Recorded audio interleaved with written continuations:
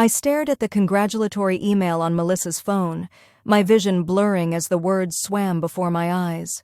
Senior Marketing Director at Ellison & Burke, my dream job. The position I'd spent 6 years working toward, the one I'd told Melissa about during countless late-night conversations in our shared apartment. The job that was supposed to be mine. Isn't it amazing? Melissa squealed, oblivious to how my world was imploding. They said my portfolio was innovative and exactly what they were looking for. Can you believe it? I forced my lips into what I hoped resembled a smile. That's incredible, Mel. My voice sounded distant, like it belonged to someone else. I'm so happy for you. The lie tasted bitter on my tongue. Melissa wrapped her arms around me, her expensive perfume, a new addition to her persona in recent months, overwhelming my senses. I knew you would be. This calls for celebration. Dinner at Lorenzo's tonight? My treat. I nodded mechanically, already plotting an excuse to avoid watching her celebrate stealing my future. Sure. Let me check my calendar. As she bounced away to call her parents, I stood frozen in her pristine living room. This apartment, so different from the cramped college dorm where we'd first bonded over midnight snacks and marketing textbooks 8 years ago. Back then, Melissa had been determined to work in fashion PR. When had my dream become hers? And how had she managed to claim it before I even got an interview? My phone buzzed in my pocket. A text from Tom, my boyfriend of 3 years. How'd the big interview go, babe? Knocking off early to pick up champagne? The interview. My interview at Ellison & Burke that had been mysteriously rescheduled, twice before being canceled entirely yesterday. The hiring manager had been apologetic but vague. We've decided to move in a different direction, she'd said. But we'll keep your resume on file. I hadn't told Tom yet. I couldn't bring myself to admit that after all my preparation, all my networking, all my perfectly crafted answers to potential questions, I'd never even gotten the chance to make my case. I typed back, no champagne needed. Call you later. The subway ride home was a blur. I stared at my reflection in the dark window, barely recognizing the woman looking back at me. Pale face, hollowed eyes, the beginnings of a tension headache pulsing at my temples. I'd spent the last 6 years at Hammond Media Group climbing the ladder, taking on extra projects, working weekends when everyone else was out having fun, all to build the perfect resume for Ellison & Burke, the most prestigious marketing firm in the city. And Melissa, who had job-hopped through 3 companies in 4 years, who regularly called in sick when she was actually hungover, who had once confessed she found marketing kind of boring but like it pays well, had swooped in and taken it. How? The question looped through my mind as I unlocked the door to my apartment. How had she even known about the opening? I'd only mentioned it to a few close friends. And then it hit me. The night 3 months ago when Tom and I had Melissa over for dinner. I'd had too much wine, gotten emotional about finally seeing my opening at E&B. Senior Marketing Director Jackson Lee was retiring. I knew the timeline, had an inside contact in HR, had even started tailoring my portfolio specifically for the position. And Melissa had asked so many questions, thoughtful questions, questions I'd mistaken for supportive interest rather than reconnaissance. You seem distracted. Tom's voice pulled me back to the present. We were sitting on my couch, takeout containers spread across the coffee table. I'd canceled Melissa's celebratory dinner with a text claiming a migraine. Not entirely a lie, my head was pounding. Sorry. I pushed my barely touched pad thai around its container. Work stuff. Tom reached over, tucking a strand of hair behind my ear. The interview? It'll be okay, Alex. There will be other opportunities. I looked at him, really looked at him, for the first time that evening. His kind eyes, the slight worry line between his brows. Tom, who believed in me more than I sometimes believed in myself. Tom, who didn't yet know that my best friend had betrayed me in the most fundamental way possible. It wasn't just rescheduled, I said finally. They canceled it altogether. The position's been filled. What? But that's not fair. You've been in communication with them for months. I set down my food, appetite completely gone. Melissa got it. Melissa? You're Melissa? But she doesn't even work in your sector of... She does now? I cut in. Apparently, she submitted her portfolio right after I told her about the opening. They loved her fresh perspective. Tom's expression darkened. That's not right, Alex. Did she even tell you she was applying? I shook my head, tears finally threatening to spill. She knew what this meant to me, Tom. This wasn't just any job. This was the job. My dream since sophomore year. He pulled me against his chest, and I finally let myself break down. 6 years of preparation, of sacrifice, of perfect planning, all of it stolen by the person I trusted most after Tom. "It's going to be okay," he murmured into my hair. "You'll find something even better." But I didn't want something better. I wanted what was mine. What should have been mine? That night after Tom left, I couldn't sleep. I paced my apartment, replaying every conversation with Melissa over the past few months, the subtle questions about my portfolio. Her sudden interest in my contacts at E&B, the way she'd started dressing more professionally, trading her bohemian style for sleek blazers and tailored pants. She'd been planning this, methodically gathering intelligence while pretending to be my cheerleader. Around 3 a.m., exhausted but still wired, I opened my laptop and did something I'd never done before. I searched for Melissa on social media, not as her friend, but as someone looking for ammunition. Her Instagram showed a carefully curated feed, artful lattes, weekend trips to the Hamptons, inspirational quotes about making your own success. I scrolled back through months of posts looking for, I wasn't even sure what, and then I found it. A post from 2 months ago, Melissa at a rooftop bar, arms slung around a smiling blonde woman I recognized immediately, Catherine Winters, senior HR manager at Ellison & Burke. The woman who had been rescheduling and eventually canceling my interview. The caption read, "Networking never felt so fun. Career moves, they're new connections." My stomach clenched. This wasn't just opportunism. This was calculated. Melissa had deliberately gone around me, used my insider knowledge, and then pulled strings to make sure I was out of the running entirely. I closed my laptop, a cold clarity washing over me. The hurt was still there, a throbbing ache beneath my ribs, but something else was emerging from the pain. Something harder, sharper. If Melissa wanted to play this game, she'd find I was a much more formidable opponent than she'd anticipated. I just needed a plan. I called in sick the next day, something I'd done maybe twice in my entire career at Hammond. My boss, Daniel, sounded concerned. "Everything okay, Alex? You never take time off." "Just a stomach bug," I lied. "I should be back tomorrow." Once that was handled, I pulled out my notebook and began to write. Not journal entries about my feelings or tear-stained ramblings about betrayal, though God knows I had enough material for both. No, I wrote with clinical detachment, mapping out everything I knew about Melissa, about Ellison & Burke, about the position she'd stolen. Senior marketing director at E&B meant managing a team of 8, overseeing campaigns worth millions, and reporting directly to the VP of Marketing, Erica Chen. It meant having access to the firm's most prestigious clients, from luxury retail brands to international financial institutions. It also meant intense scrutiny, especially in the first few months. E&B's corporate culture was notoriously demanding. They expected perfection, dedication, and absolute loyalty. Melissa had none of those qualities. She was good at first impressions, charismatic, quick-witted, with an uncanny ability to tell people exactly what they wanted to hear. But under pressure, she cracked. Always had, from college exams to project deadlines. And maintaining relationships? That was another weakness. Melissa burned through friendships like cheap candles once people stopped being useful to her. I'd always considered myself the exception. The fool I'd been. I flipped to a fresh page and wrote, "Vulnerabilities." At the top.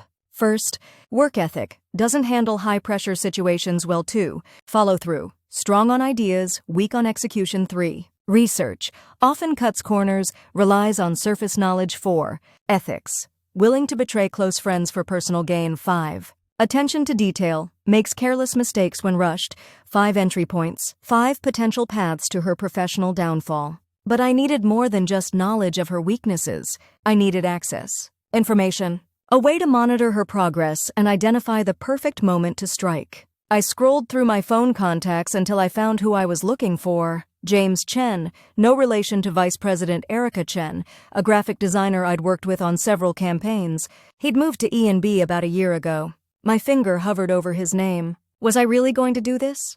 Set in motion a plan to deliberately sabotage someone else's career? The image of Melissa's congratulatory email flashed in my mind, alongside her Instagram post with Catherine Winters. She hadn't just taken an opportunity, she'd orchestrated my removal from contention entirely. I pressed call. "Alex?" James sounded surprised. "Long time no talk." "Hey, James. How's life at the big leagues treating you?"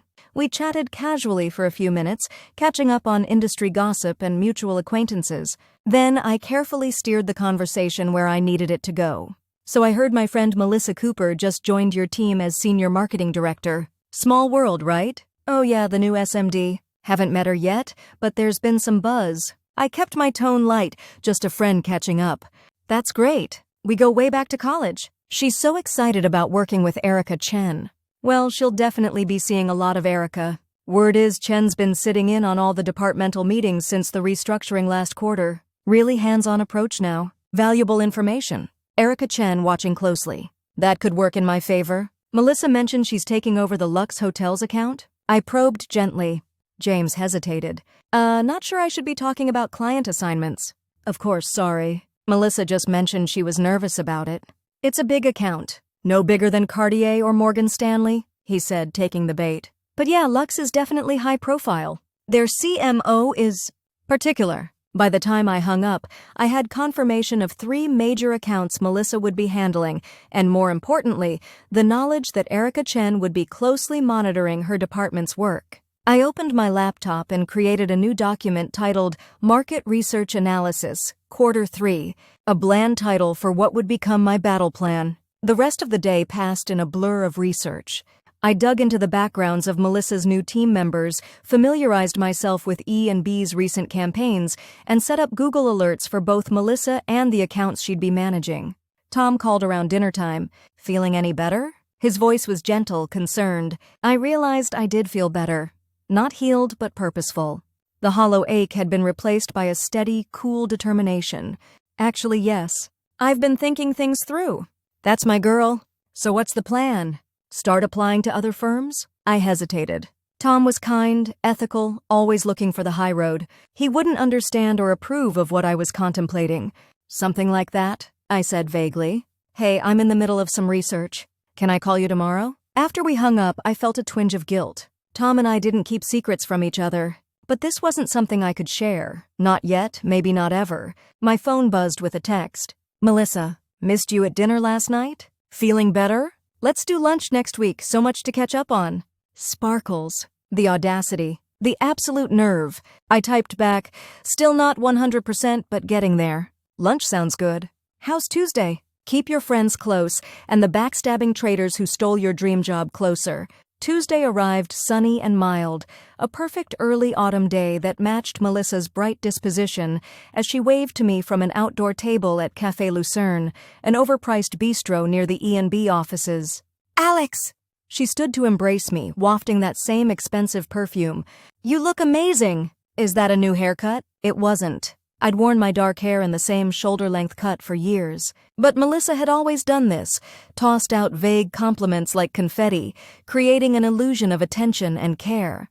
Thanks, I said, returning her hug stiffly before sitting down. How's the new job? Her face lit up. Incredible. Challenging, but in the best way. Erica, my boss, is brilliant. Intimidating, but brilliant. And your team? Getting along with everyone? A slight hesitation. Mostly. There's this one guy, Derek, who's a bit resistant. I think he wanted my position, but he'll come around. I filed away the name. Derek. Potential ally. What about your first big project? All set with Lux Hotels? Her eyebrows rose slightly. How did you know about that? I shrugged, keeping my expression neutral. You mentioned it, I thought? After you got the offer? Did I? It's been such a whirlwind. She laughed, tension dissipating. But yes, Lux is our priority right now. Their CMO is presenting our concepts to their board next month, so we're working on some really innovative approaches to luxury travel marketing. For the next hour, I let her talk, and talk, and talk. Melissa always did love the sound of her own voice, especially when the topic was her success. With minimal prompting, she revealed key information about her team dynamics, project timelines, and, most valuably, her insecurities about the position. Between us, I'm a little nervous about the Morgan Stanley pitch, she confided over dessert. Financial services marketing is not really my background, but fake it till you make it, right? I nodded sympathetically while mentally highlighting this vulnerability in red. Financial services had been my specialty at Hammond for the last 3 years. I knew that sector inside and out. You'll figure it out, I assured her. Any major deliverables coming up soon? The preliminary concept deck for Lux is due to Erica on Friday, then Morgan Stanley's social media calendar next Wednesday. She sighed dramatically. I've barely had time to decorate my office. As we said goodbye outside the restaurant, Melissa hugged me again, tighter this time. I'm so glad we could do this, she said. With everything changing so fast, it's nice to know some things stay the same. You've always been my rock, Alex. I smiled, the expression not reaching my eyes. What are friends for? Walking back to the subway, I felt a curious mix of disgust and validation. Disgust at her transparent manipulation, acting as if she hadn't deliberately undermined my career. Validation, because my suspicions were confirmed. Melissa was already struggling with aspects of the job, particularly financial services marketing, and she'd given me exact deadlines for her 2 major projects. Back at my apartment, I added this information to my growing document. If the Lux Hotel's deck was due Friday, she'd likely be pulling late nights Wednesday and Thursday to finish it. Melissa had always been a procrastinator. I opened my contact list again and found Derek Winters, a marketing strategist at E&B whom I'd met at an industry conference last year. We weren't close, but we'd had an interesting conversation about digital marketing trends and had connected on LinkedIn afterward. This time I didn't hesitate before making the call. Alex Montgomery, I said when he answered. We met at the Digital Marketing Summit. I hope I'm not catching you at a bad time? No, it's fine. Just finishing up some work. What can I do for you? I kept my tone casual but interested. Actually, I heard you might be working with my friend Melissa Cooper now? She just started as senior marketing director. The pause on the other end was telling. Yes, he finally said, his voice cooler. Ms. Cooper is heading our department now. How's that going? She was telling me about some exciting projects you all have in the works. Another pause. It's an adjustment. Did you need something specific, Alex? I've got a meeting in 10. Direct approach then. Look, Derek, I'm going to be straight with you. Melissa and I have history. College roommates, supposedly best friends. But the way she got that position at E&B, let's just say it wasn't entirely above board. Go on. His voice had shed its professional veneer, revealing an undercurrent of interest. She used information I shared with her in confidence, cultivated a relationship with your HR manager specifically to get ahead of me, and then managed to get my interview canceled. I'd been in talks with E&B for months. That tracks, he muttered. She came out of nowhere with connections I couldn't figure out. You were in line for the promotion? Not officially, but I've been at E&B for 5 years. Everyone assumed I'd be moving up when Jackson retired. I had him. An ally on the inside, someone with his own reasons to want Melissa to fail. I'm not asking you to do anything unethical, I said carefully, but if you happen to notice any concerning patterns in her work, I'd be interested to hear about them. Why? Direct question. I could respect that. Let's just say I believe in professional karma. Derek laughed, a short, sharp sound. I like the way you think, Alex. As it happens, your friend Melissa is presenting the Lux Hotel's concept this Friday. From what I've seen of her early drafts, Erica is not going to be impressed. Any particular reason? She's focusing entirely on visual luxury cues, models on yachts, champagne flutes, sunset views. No substance about customer experience or loyalty program enhancements, which is what Lux specifically requested. Exactly the kind of surface-level work I'd expect from Melissa. All style, no substance. That's unfortunate, I said, not bothering to hide my satisfaction. Isn't it just? Derek's tone matched mine. Look, I need to run, but let's stay in touch. I have a feeling we could have some interesting conversations. After hanging up, I sat back, a plan forming in my mind. Melissa's weakness had always been substance. She could talk a good game, but when it came to research and depth, she invariably fell short. And now I had confirmation she was already making that exact mistake with her first major presentation. I pulled up my email and found the contact information for Jane Howard, CMO of Lux Hotels. We'd met at a charity gala last year and had a lengthy conversation about the challenges of marketing luxury experiences to millennials. She wouldn't remember me, but I remembered her, especially her passionate belief that luxury marketing needed to focus on personalized experiences rather than generic symbols of wealth, exactly what Melissa was failing to address. I drafted an email, subject, Luxury Experience Marketing, Research Insights. Dear Ms. Howard, we met briefly at the Metropolitan Museum Gala last year, where you shared some fascinating insights about the future of luxury hospitality marketing. I've been following Lux Hotel's exceptional growth since then, and recently compiled some research on experiential luxury marketing that might interest you. As a marketing professional specializing in premium brand positioning, I've attached a brief overview of emerging trends in luxury experience marketing, particularly focusing on personalization and loyalty program enhancements. Areas you mentioned were priorities for Lux. I hope you find this useful as you consider your marketing strategy moving forward. Best regards, Alexandra Montgomery, Senior Marketing Strategist, Hammond Media Group. I attached a polished, insightful 2-page summary I'd written for a luxury client last year, stripped of any identifying information. It highlighted exactly what Melissa was missing in her approach. Was it underhanded? Perhaps. But I wasn't lying about anything. The research was solid, valuable, and freely given. If it happened to make Melissa's presentation look shallow by comparison when Jane inevitably forwarded it to E&B, well, that was just an unfortunate coincidence. I hit send, then leaned back in my chair, a slight smile playing at my lips. Phase 1 of my plan was in motion. The next morning, I was back at Hammond, throwing myself into my current projects with renewed focus. If my plan was going to work, I needed to be above reproach in my own professional life. No dropped balls, no mediocre work, nothing that could come back to haunt me later. Daniel stopped by my desk around lunchtime. Feeling better? You never take sick days. I smiled up at him. Much better, thanks. Just needed a reset. He nodded, then hesitated. I heard about the E&B situation. Tough break. My fingers stilled on my keyboard. How did you hear about that? Small industry? Jackson Lee is an old colleague. He lowered his voice. For what it's worth, I think they made a mistake. Your work has always been exceptional. The validation from my boss, a notoriously hard man to impress, momentarily soothed the raw wound of Melissa's betrayal. Thank you. That means a lot. Daniel lingered, uncharacteristically awkward.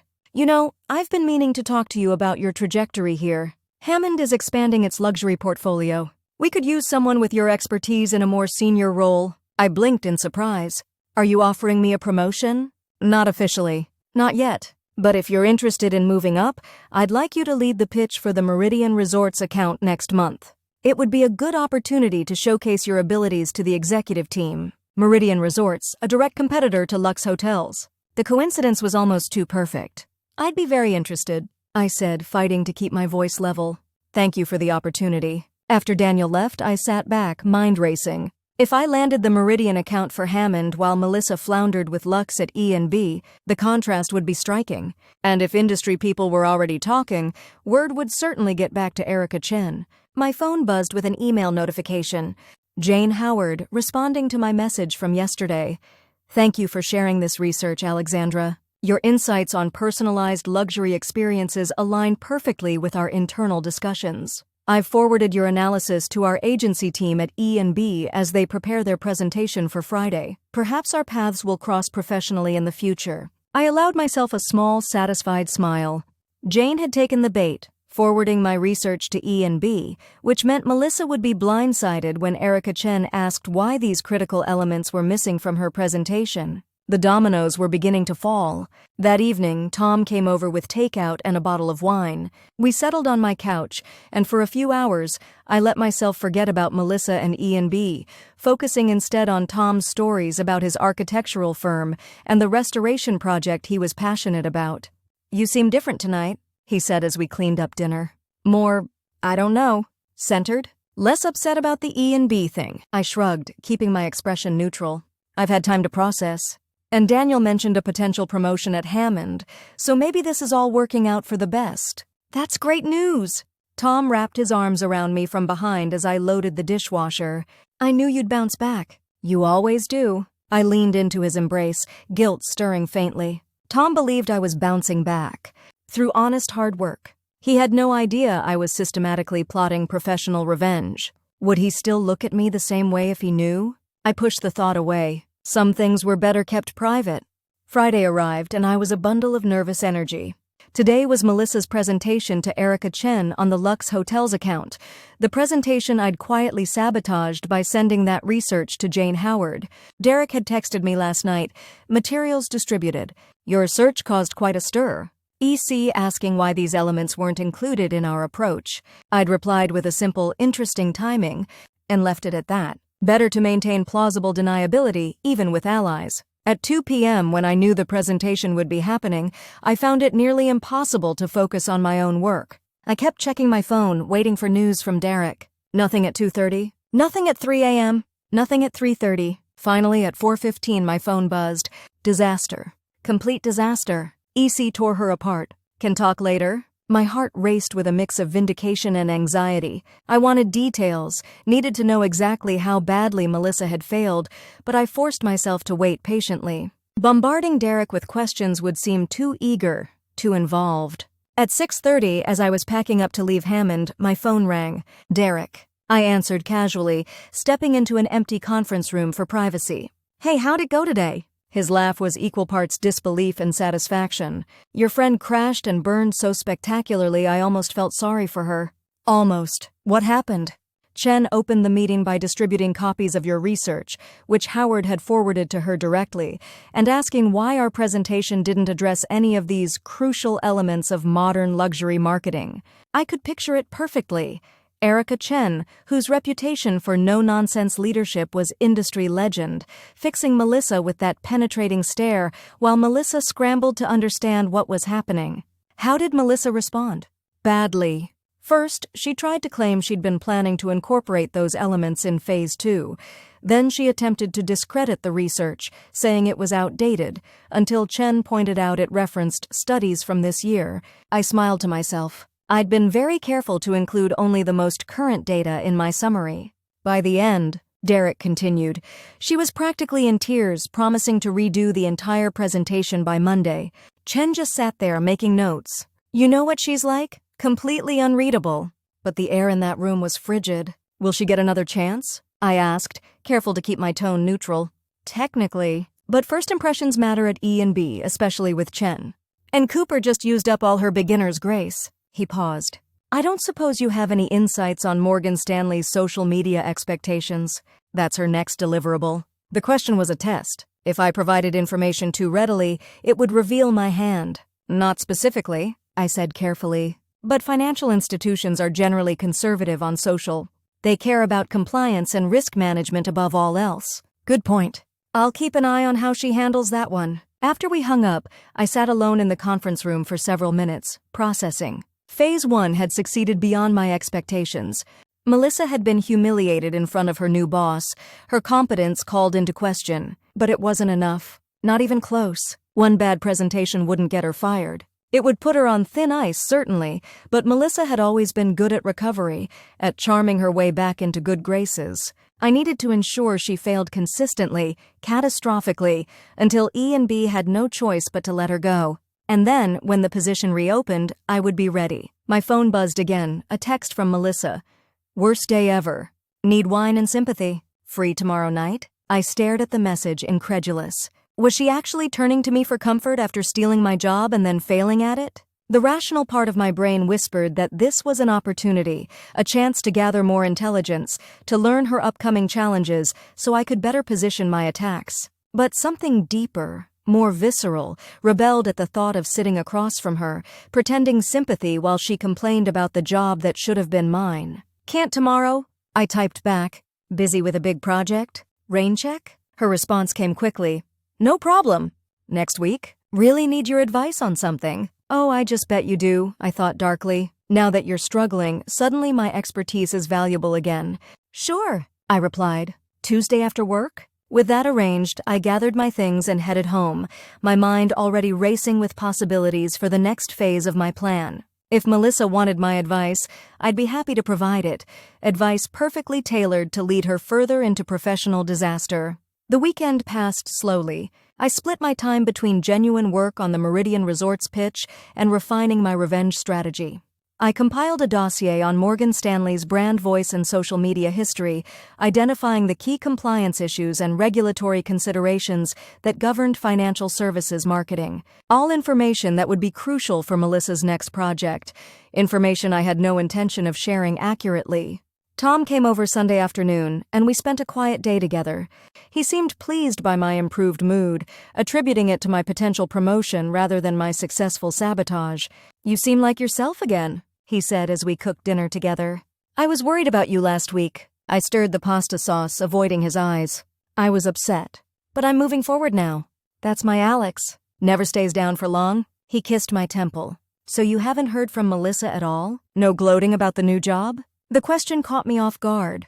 Actually, she wants to have drinks Tuesday. Says she needs my advice on something. Tom's eyebrows rose. And you agreed? After what she did? I shrugged, aiming for casual. Keep your friends close and your enemies closer, right? Besides, I'm curious what she has to say for herself. He frowned slightly. Just be careful. I don't want you getting hurt again. If only he knew. I wasn't the one who needed to be careful. Tuesday evening arrived, and I found myself at the Pendleton, an upscale hotel bar near E&B's offices. I'd chosen my outfit carefully, a charcoal gray power suit that projected confidence and success, paired with the pearl earrings Tom had given me for our anniversary. I wanted Melissa to see me thriving, not wounded. She arrived 15 minutes late, looking considerably less polished than she had at our lunch the previous week.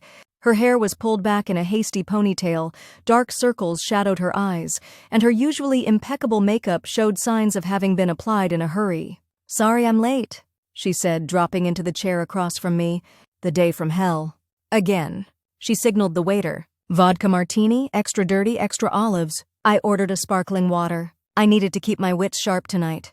"Rough week?" I kept my voice sympathetic, even as satisfaction curled through me. "You have no idea." She took a long sip of her martini when it arrived. The Lux presentation was a disaster. My boss ambushed me with this research that contradicted my whole approach. I had to redo everything over the weekend. I widened my eyes in manufactured surprise. "That sounds awful. Where did the research come from?" "The client forwarded it to my boss. Some marketing consultant sent it to them directly." She shook her head. "The timing couldn't have been worse. And now I've got this Morgan Stanley project due tomorrow, and financial services marketing is—" She trailed off, looking embarrassed. "Not your strong suit?" I supplied gently. "Exactly." She leaned forward, lowering her voice. "Alex, I need your help." "You've done financial work at Hammond. Can you just, I don't know, look over what I've put together? Make sure I'm not missing anything obvious?" There it was. The request I'd been anticipating. Melissa, turning to me for help with the very job she'd stolen. I kept my expression carefully neutral. "I'd be happy to help, Mel. That's what friends are for, right?" Relief washed over her face. "You're the best." "Seriously? I knew I could count on you." She pulled out her tablet and opened a presentation deck titled Morgan Stanley Social Media Strategy Q4. As she navigated to the first content slide, I steeled myself against any residual guilt. This woman had deliberately sabotaged my career. She deserved whatever came next. For the next hour, I reviewed her work, offering a carefully crafted mix of accurate and subtly destructive advice. When she suggested highlighting Morgan Stanley's wealth management services with aspirational lifestyle imagery, I encouraged it, knowing that financial regulators frowned on such approaches. When she proposed a hashtag campaign that skirted dangerously close to making financial promises, I praised her creativity. Throughout, I was careful to sprinkle in enough legitimate guidance that my sabotage wouldn't be obvious. I corrected her spelling errors, suggested cleaner layouts, helped her tighten up wordy sections. "This looks much better," I said finally, sliding her tablet back across the table. "Very creative approach." She beamed at me, clearly relieved. "I can't thank you enough, Alex. This job it's more intense than I expected. Erica Chen is brilliant but terrifying." "I'm sure you'll win her over," I lied smoothly. "You always do." Melissa sighed, ordering a second martini. "I hope so. I really need this to work out. I broke my lease to move closer to the office, signed a new one at twice the rent. I can't afford to lose this job. Financial pressure. Another vulnerability to exploit." "You won't," I assured her. "Your work is solid." A blatant falsehood. The deck she'd just shown me would raise red flags with anyone familiar with financial marketing regulations. As we parted ways outside the bar, Melissa hugged me tightly. "You're such a good friend, Alex. I don't know what I'd do without you." I returned the hug mechanically, my mind already racing ahead to the fallout her presentation would create. That's me. Always here to help. Walking to the subway, I felt a momentary twinge of guilt. Was I going too far? Deliberately setting up a former friend for professional failure? Then I remembered how methodically she'd gone behind my back, cultivating relationships with E&B's HR team, using my confidential information, ultimately stealing the job I'd spent years working toward. Number She'd made her choices. Now she would face the consequences. Thursday morning, my phone buzzed with a text from Derek. Your advice worked perfectly. MS presentation disaster. Compliance issues everywhere. Chen furious. A rush of cold satisfaction washed over me. I'd known Morgan Stanley would immediately identify the regulatory problems with Melissa's approach. Financial institutions were hypersensitive about compliance in their marketing. How bad? I texted back. Bad enough that MS legal team sent a formal complaint. Chen pulled Cooper into a closed-door meeting an hour ago. Still ongoing. I could picture it vividly. Melissa, already on thin ice from the Lux debacle, now facing Erica Chen's legendary temper over a compliance nightmare with a major client. She would be desperate, floundering, likely throwing blame in every direction. Would she mention my advice? Possibly. But what could she say? That she was so incompetent she needed to ask a friend at another agency for help with basic financial marketing concepts? My phone rang. Tom. I hesitated before answering. Hey, you. I said, trying to sound normal despite the adrenaline coursing through me. Just checking if we're still on for dinner tonight. I made a reservation at that new Italian place you wanted to try. I'd completely forgotten our dinner plans, too caught up in Melissa's professional implosion. Of course. Looking forward to it. Everything okay? You sound distracted. I forced brightness into my voice. Just busy with the Meridian pitch. Daniel wants to see my initial concepts by tomorrow. Don't work too hard. See you at 7. Guilt gnawed at me as I hung up. I was lying to Tom more and more, creating a gulf between us that grew with each deception. But I couldn't stop now, not when my plan was working so perfectly. Later that afternoon, Derek called. Cooper's on probation, he said without preamble. Formal warning in her file. One more major mistake and she's out. My heart raced. That was fast. Chen doesn't mess around with client complaints, especially not from Morgan Stanley. They spend millions with us annually. What happens now? Cooper's team has been reassigned to other directors for the time being. She's been relegated to internal projects until Chen decides if she's salvageable. He paused. I've been given the Cartier account she was supposed to lead. Congratulations, I said, meaning it. Derek had been collateral damage in Melissa's machinations. He deserved the opportunity. Thanks. Listen, there's talk that if Cooper doesn't turn things around in the next 2 weeks, they'll cut their losses. The Bergdorf campaign is her last chance. Bergdorf Goodman. The luxury department store was launching a major rebranding next quarter. It would be a high-visibility, high-stakes project. Exactly the sort of thing that could either redeem Melissa or sink her completely. When does she start on that? Monday. Preliminary concepts due the following Friday. 10 days. 10 days to ensure Melissa failed so catastrophically that E&B would have no choice but to terminate her. Keep me posted, I said. And Derek? Thank you, he replied.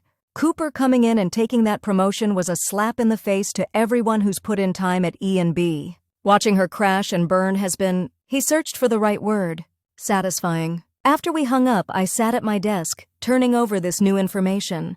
The Bergdorf campaign would be Melissa's last stand. I needed to ensure it was also her professional funeral. But I had to be careful. 2 high-profile failures might be attributed to bad luck or a steep learning curve. 3 would establish a pattern of incompetence. I needed to make sure this final failure could be traced directly to Melissa's judgment and abilities, not external factors. I opened a new browser tab and began researching Bergdorf Goodman's current marketing strategy, their brand voice, their target demographics. By the time I left for dinner with Tom, I had the beginnings of a plan. At the restaurant, I made a concerted effort to be present, to focus on Tom rather than my schemes. He deserved that much. You seem more relaxed tonight, he observed as we shared a tiramisu. The Meridian pitch coming together? I nodded. It's going well. I've got a good feeling about it. That's great. He covered my hand with his. I know losing the E&B opportunity was hard. I'm proud of how you've handled it. The irony of his statement nearly made me laugh. If only he knew how I was actually handling it. By the way, he continued, have you heard anything from Melissa lately? After your drinks the other night? I kept my expression neutral. Not really. She's pretty swamped with the new job. It wasn't technically a lie. I hadn't heard directly from Melissa. And she was certainly swamped, just not in the way Tom would interpret. Later that night, lying awake beside Tom's sleeping form, I contemplated how far I'd already gone and how much further I was willing to go. I'd deliberately sabotaged a former friend's career, not once, but twice. I was planning to do it a third time, ensuring she lost not just a job, but potentially her professional reputation. Was I becoming someone I wouldn't recognize? Someone Tom wouldn't love if he knew the truth? I rolled onto my side, watching the gentle rise and fall of his chest. Tom, who believed in honesty and integrity. Tom, who thought I was gracefully accepting professional disappointment when in reality I was orchestrating an elaborate revenge. But then I thought of Melissa, who had spent 8 years pretending to be my closest friend while having no qualms about betraying me the moment it served her interests. Who had systematically used my knowledge, my connections, my dreams to advance herself at my expense. This wasn't about becoming someone else. This was about justice, about consequences, about ensuring that the person who had stolen my future would not profit from her betrayal. With that thought firmly in mind, I finally drifted to sleep. Monday morning brought an unexpected development. A text from Melissa. Need to see you ASAP. It's an emergency. Please? I stared at my phone, considering. This was unusual. Despite her professional setbacks, Melissa had maintained a facade of confidence in our limited interactions. For her to explicitly admit she was in crisis suggested real desperation. What's going on? I texted back. Can't explain over text. Lunch? Please, Alex, I really need a friend right now. The plea tugged at something in me, a remnant of the friendship we'd once shared before she'd revealed her true nature. Or perhaps it was simply curiosity about how she was handling her rapidly deteriorating situation at E&B. Cafe on 9th at 12:30? I responded. When I arrived at the small cafe a few blocks from Hammond, Melissa was already there, hunched over a coffee, looking even more disheveled than she had at our drinks last week. Her hair was pulled back in a messy bun, her makeup minimal, dark circles prominent under her eyes. Thank you for coming, she said as I sat down. I didn't know who else to call. I arranged my features into a mask of concern. What's happening, Mel? You don't look well. Her eyes filled with tears. I'm going to lose my job. Erica gave me an ultimatum this morning. If the Bergdorf campaign isn't exceptional, I'm out. I'm sorry to hear that. I kept my voice neutral, my satisfaction carefully concealed. What happened with Morgan Stanley? She looked down, ashamed. It was a disaster. Their legal team found multiple compliance issues with the approach I presented. Issues that somehow no one on my team caught. She looked up suddenly. The advice you gave me, was it? Did you know those approaches wouldn't work? A direct accusation. I hadn't expected her to connect the dots so quickly. I widened my eyes, the picture of innocence. What? Of course not, Mel. I gave you the best advice I could based on my experience. Financial services marketing is complicated. Regulations change all the time. She studied my face, looking for signs of deception. I met her gaze steadily. I'm sorry, she said finally. That was a terrible thing to suggest. I'm falling apart here, Alex. This job was supposed to be my big break, and I'm failing spectacularly. It's a high-pressure position, I said gently. Maybe it's not the right fit for your skills and experience.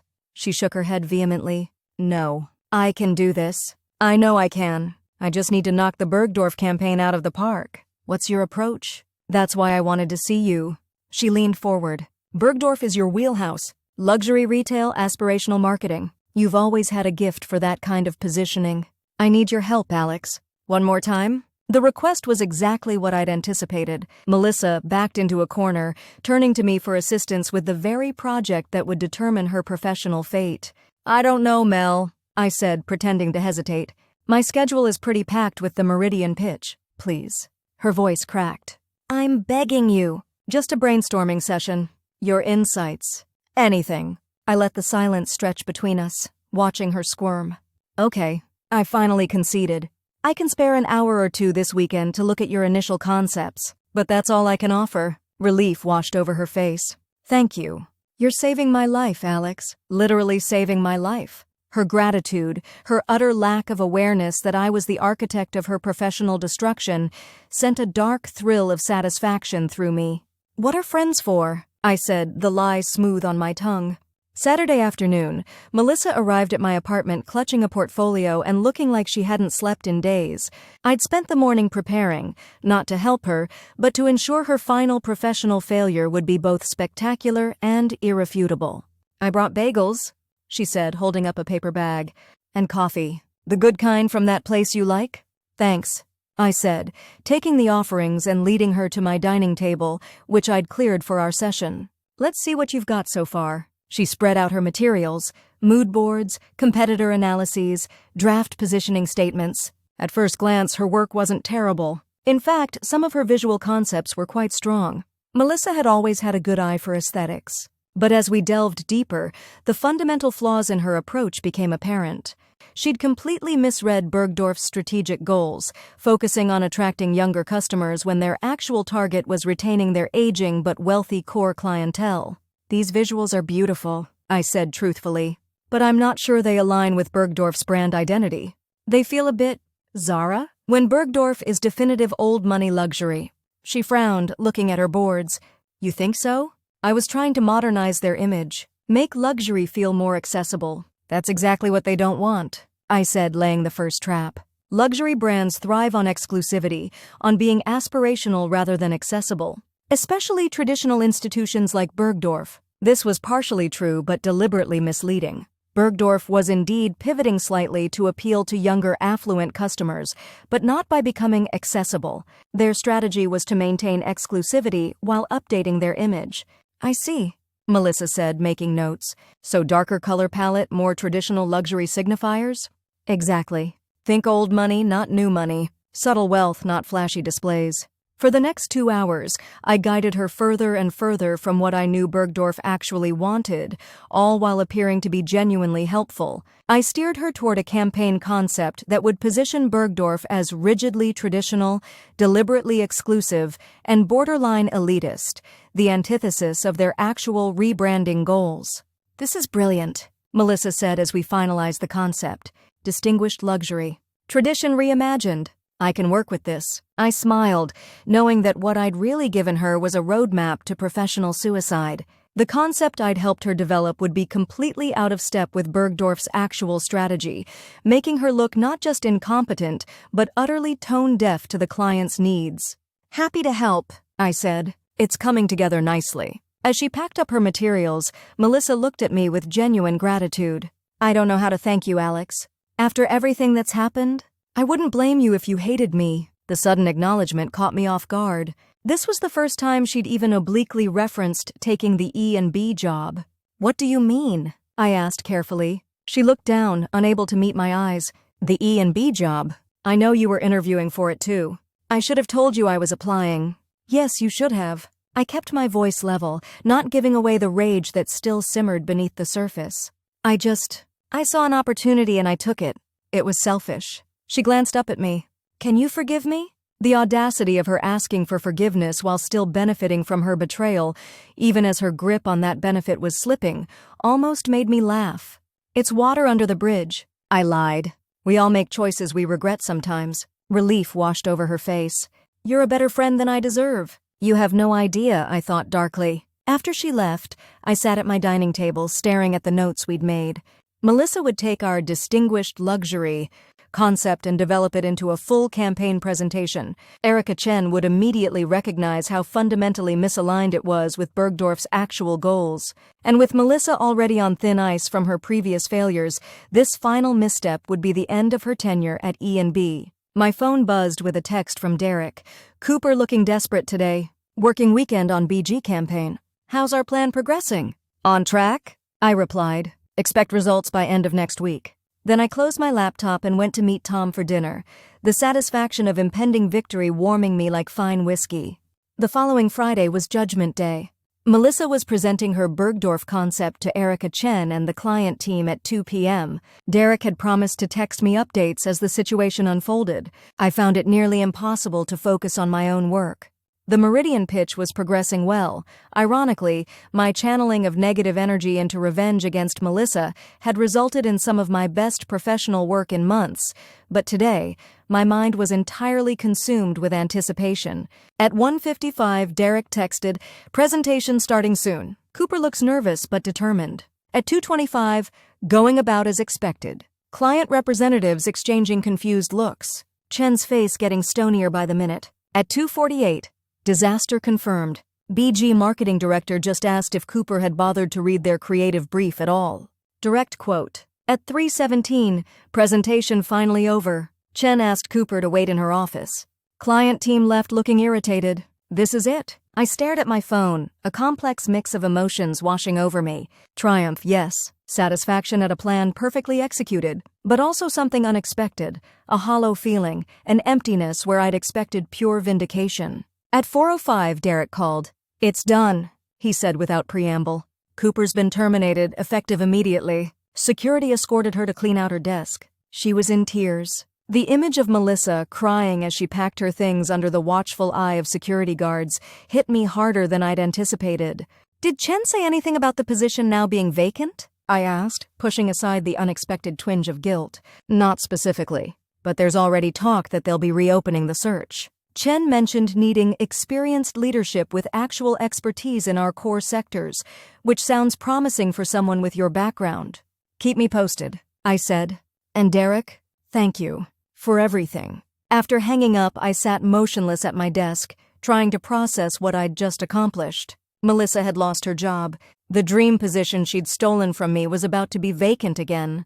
My revenge was complete, so why didn't I feel as triumphant as I'd expected? Before I could examine that question too closely, my phone rang again. Melissa. I let it go to voicemail, not ready to hear her voice, to pretend sympathy for a situation I had orchestrated. A text followed immediately. "I've been fired. I can't believe this is happening. Please call me Alex. I need a friend right now." I stared at the message, conflict roiling through me. Part of me wanted to ignore her completely.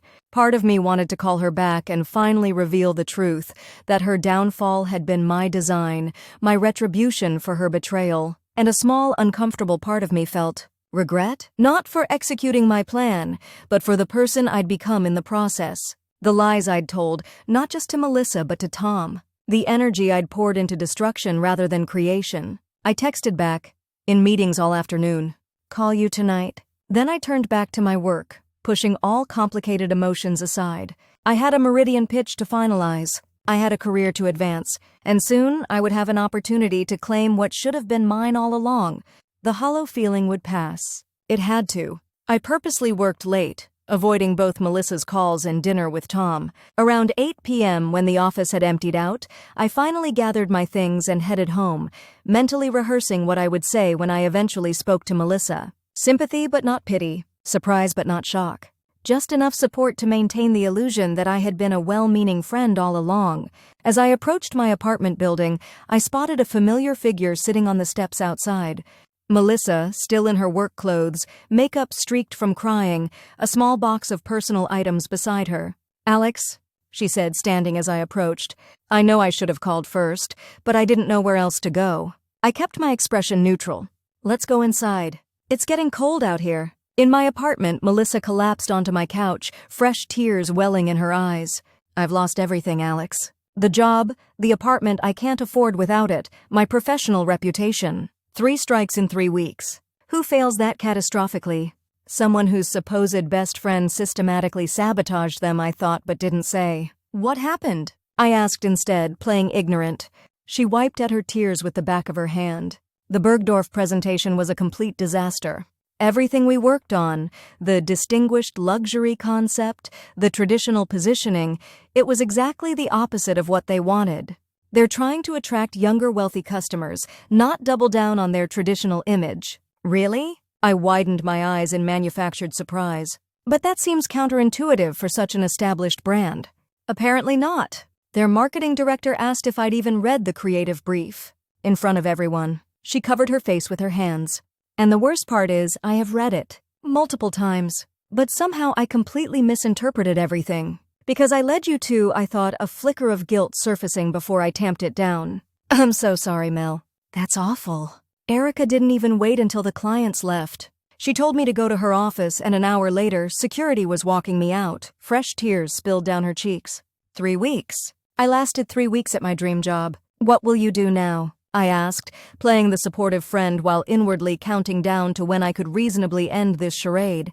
"I don't know. My parents are in Arizona. I might have to move back home for a while." She looked up at me, desperation in her eyes. "But before I go, I need to know something, Alex. And I need you to be honest with me." A cold prickle of alarm ran down my spine. "What is it? Did you know?" Her voice hardened slightly. "About the Bergdorf campaign? About what they really wanted? I kept my expression carefully neutral. How would I know that, Mel? I don't work with Bergdorf. No, but you know luxury retail better than anyone. The approach you helped me develop. It was so wrong it feels almost deliberate. The accusation hung in the air between us. For a moment I considered continuing the lie, maintaining my innocent facade. But something in me rebelled against further deception. Maybe it was exhaustion from weeks of calculated manipulation. Maybe it was the hollow victory I'd been feeling since hearing of her termination. Or maybe it was simply time for the truth. Yes, I said quietly.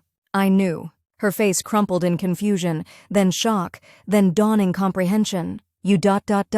You deliberately gave me bad advice? Set me up to fail? Like you set me up to fail with E and B? I countered, my voice hardening.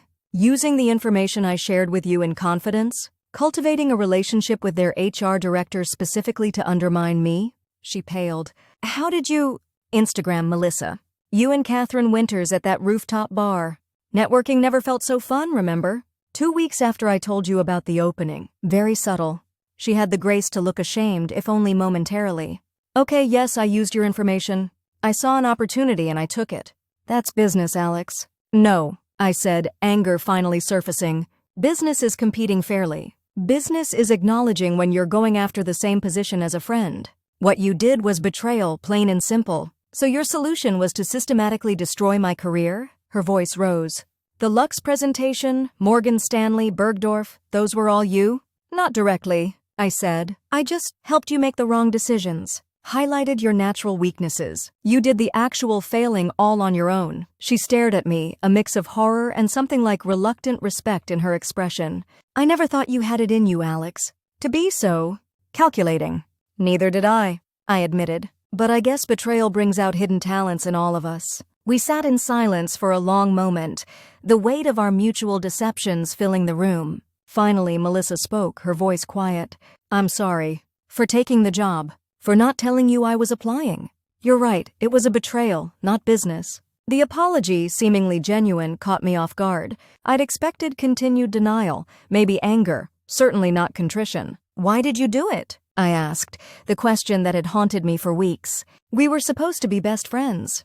She looked down at her hands. Because I was jealous. Of you. Your focus, your talent, the way everything seemed to come so naturally to you.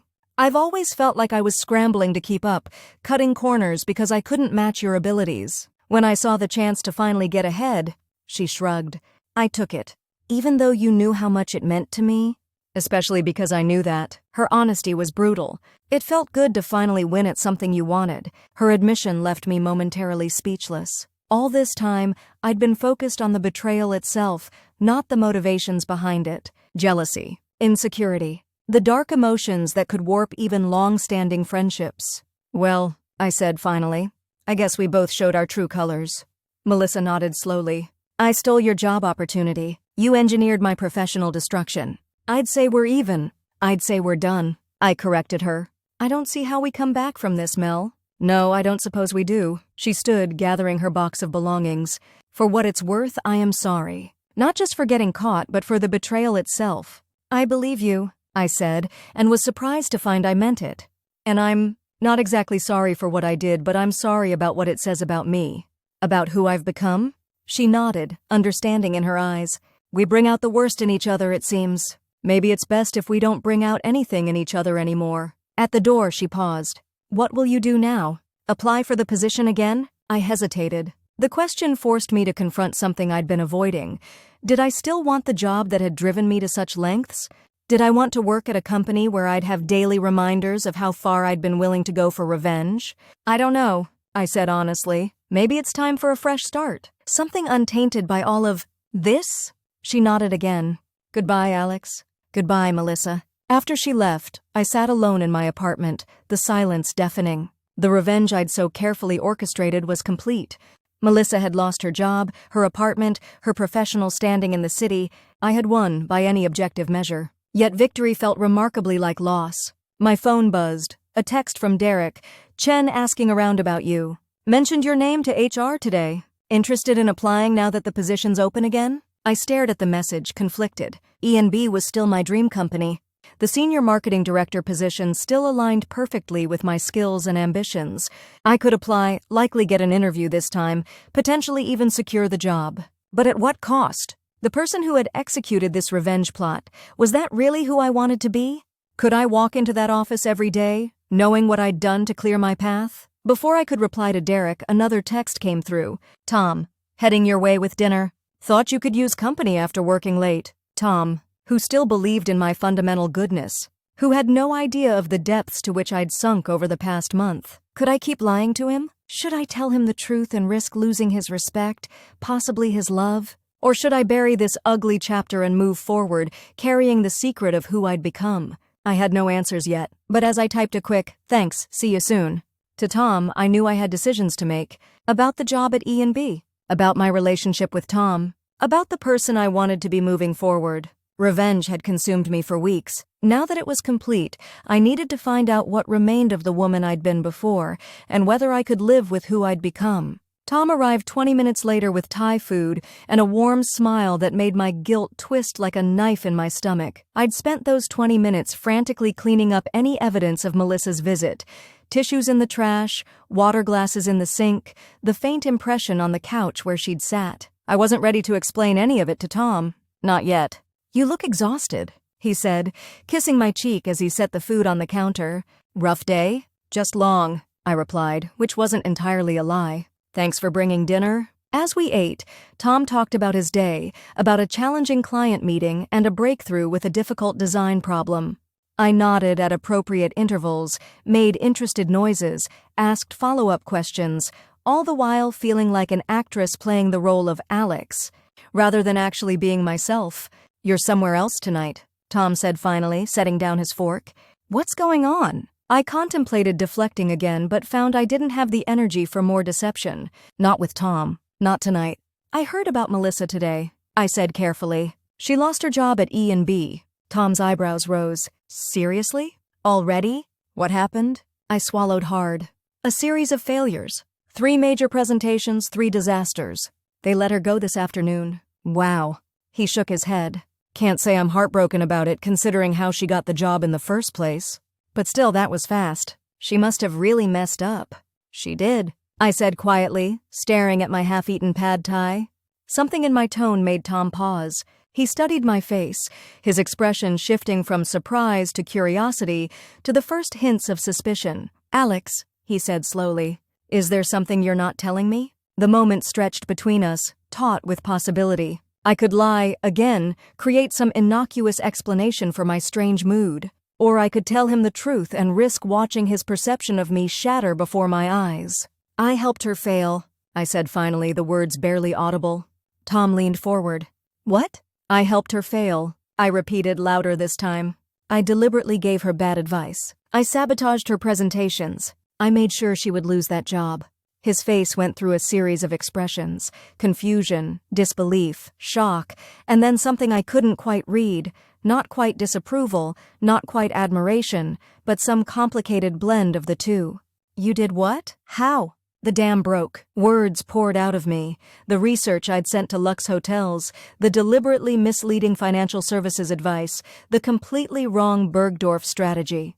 I told him about Derek, my inside man at E&B, about my careful manipulation of Melissa's weaknesses, about my systematic dismantling of her brief career. When I finished, the apartment was silent except for the soft hum of the refrigerator. Tom sat motionless, his food forgotten, his eyes never leaving my face. "Say something," I whispered finally.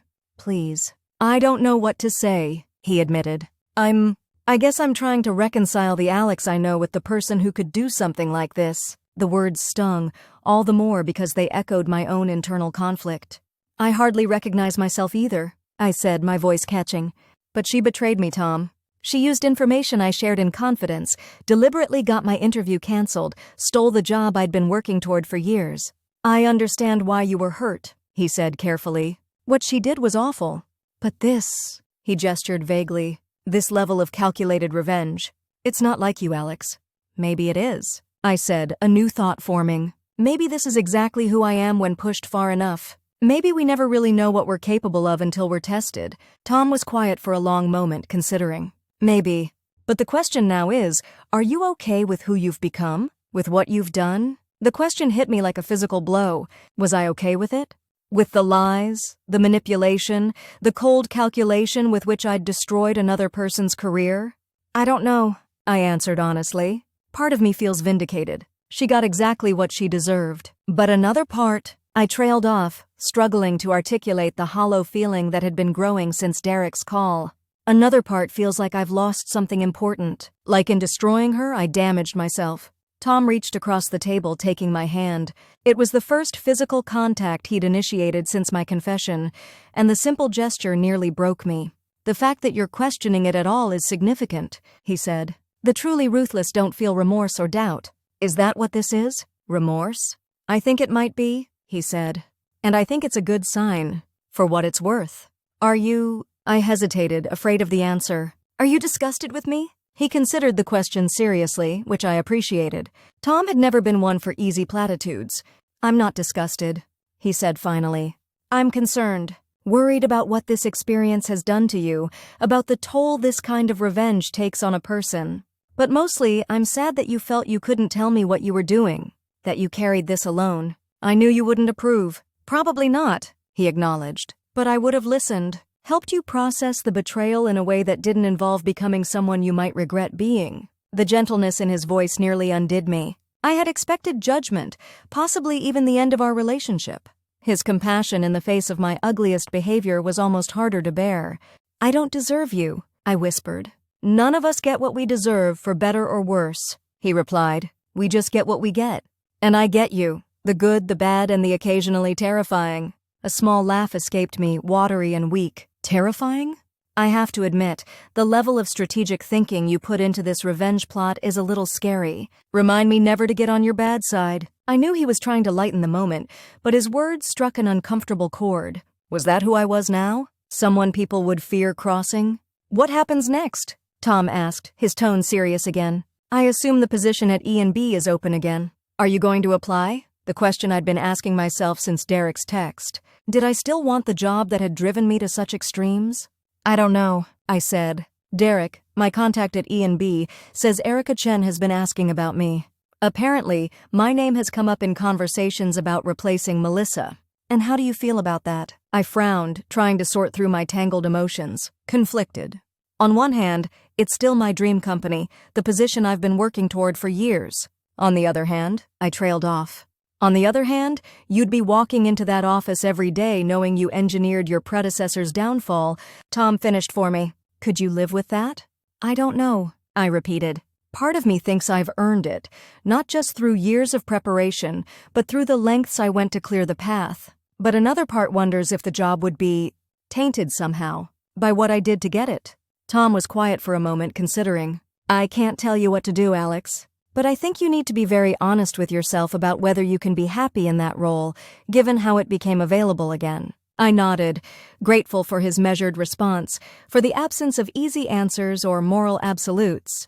And what about us? I asked, the question that had been lurking beneath all others. Are we okay? He squeezed my hand. We're okay. Different, maybe. I'm seeing a side of you I didn't know existed, but I'd rather know all of you than just the parts you think I can handle. Relief washed through me, though I knew this wouldn't be the end of our discussions about what I'd done. Tom was processing just as I was. The full impact on our relationship remained to be seen. Thank you, I said simply, for listening, for not walking out the door. I'm not going anywhere, he promised. But Alex? I hope you'll talk to me before embarking on any more elaborate revenge schemes in the future. I managed a small smile. Deal. Later that night, as Tom slept beside me, I stared at the ceiling, my mind racing. The immediate crisis of confession had passed, but the larger questions remained. Who was I now? What did I want? And could I truly move forward, either at E&B or somewhere else, carrying the knowledge of what I was capable of? I had no answers, only the certainty that tomorrow would bring choices I wasn't yet prepared to make. Morning brought clarity, or at least the beginnings of it. I woke before Tom, made coffee, and sat at my kitchen table with my laptop open, staring at Derek's text from the night before. Chen asking around about you. Mentioned your name to HR today. Interested in applying now that the position's open again?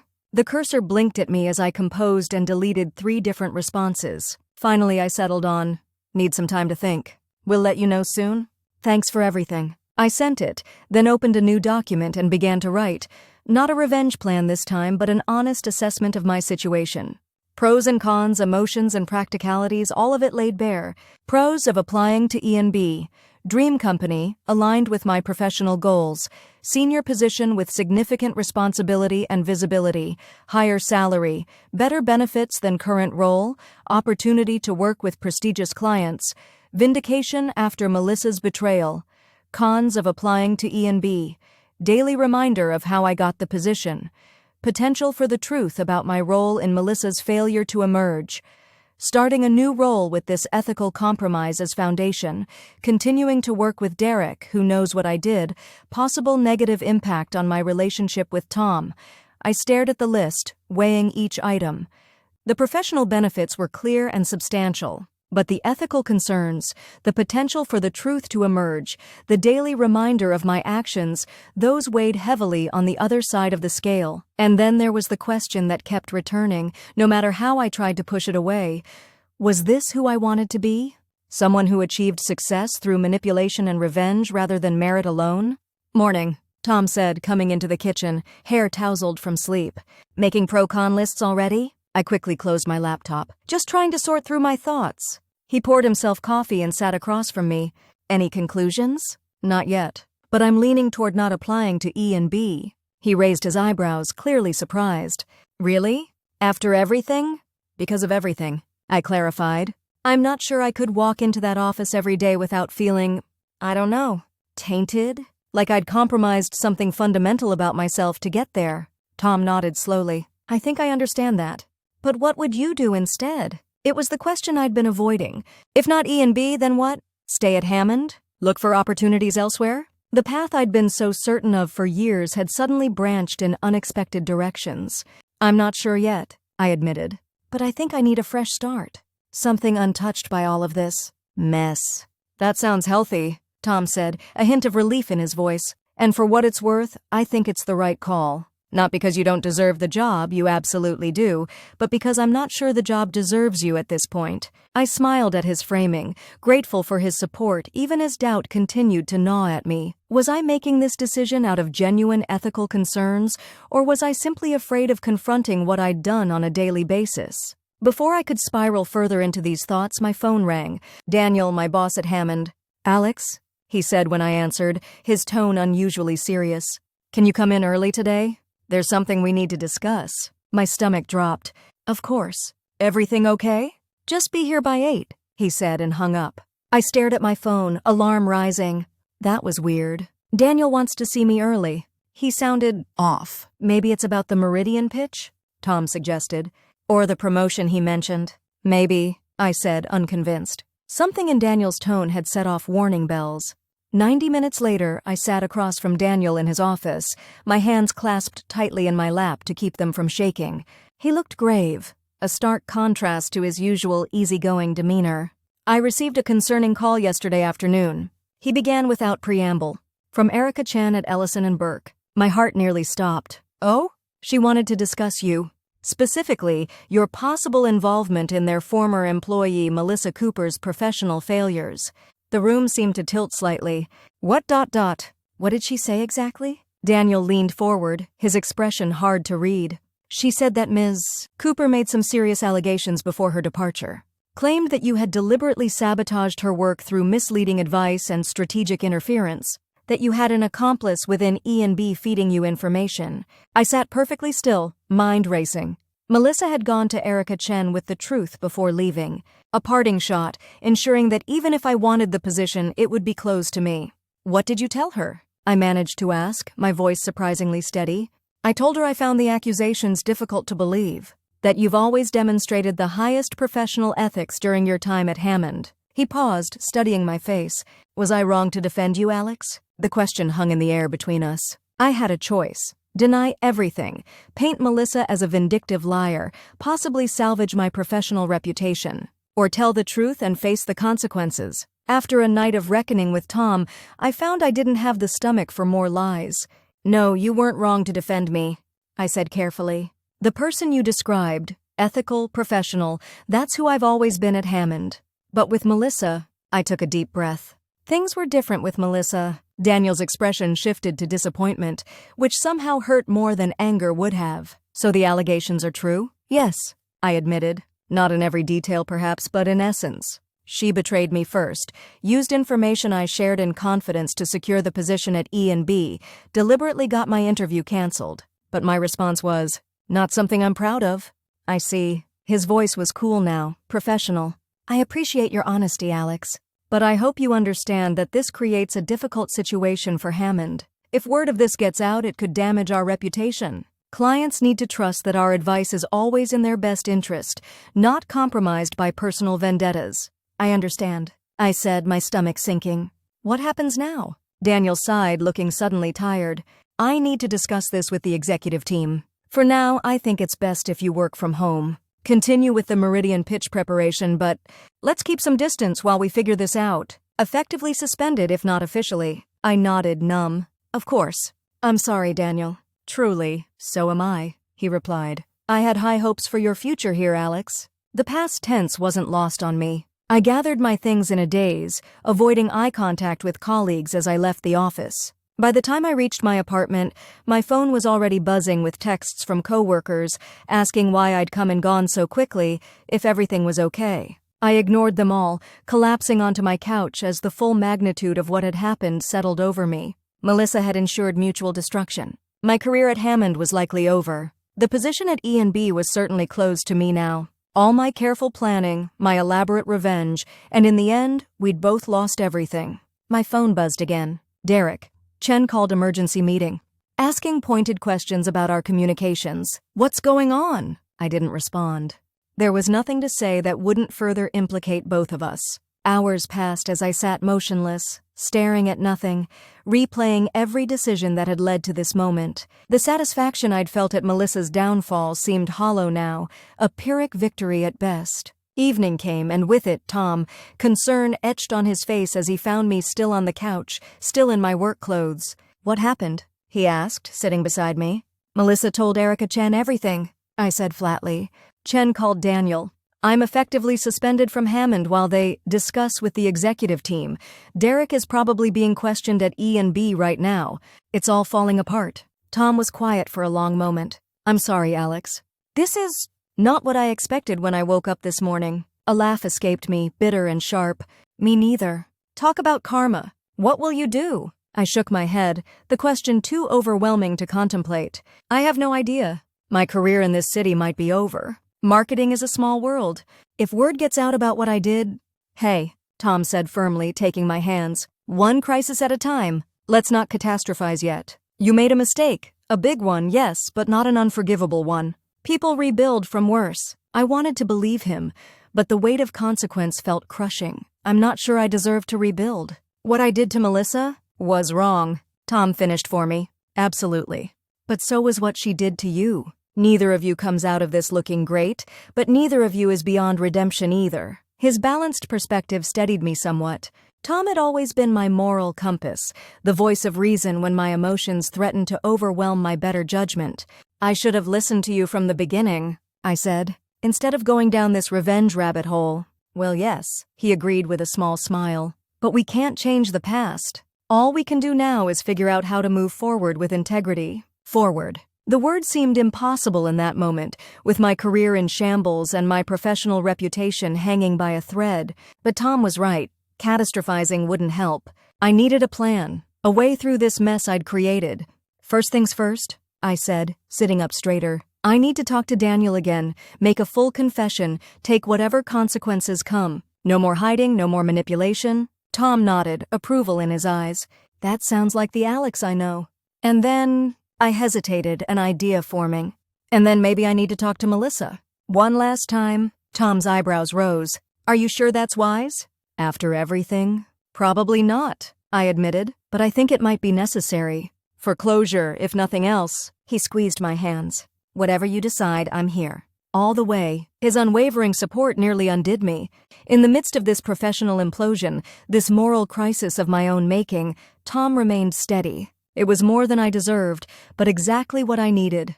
Thank you, I whispered. for not giving up on me even when I gave up on myself. Never, he said simply.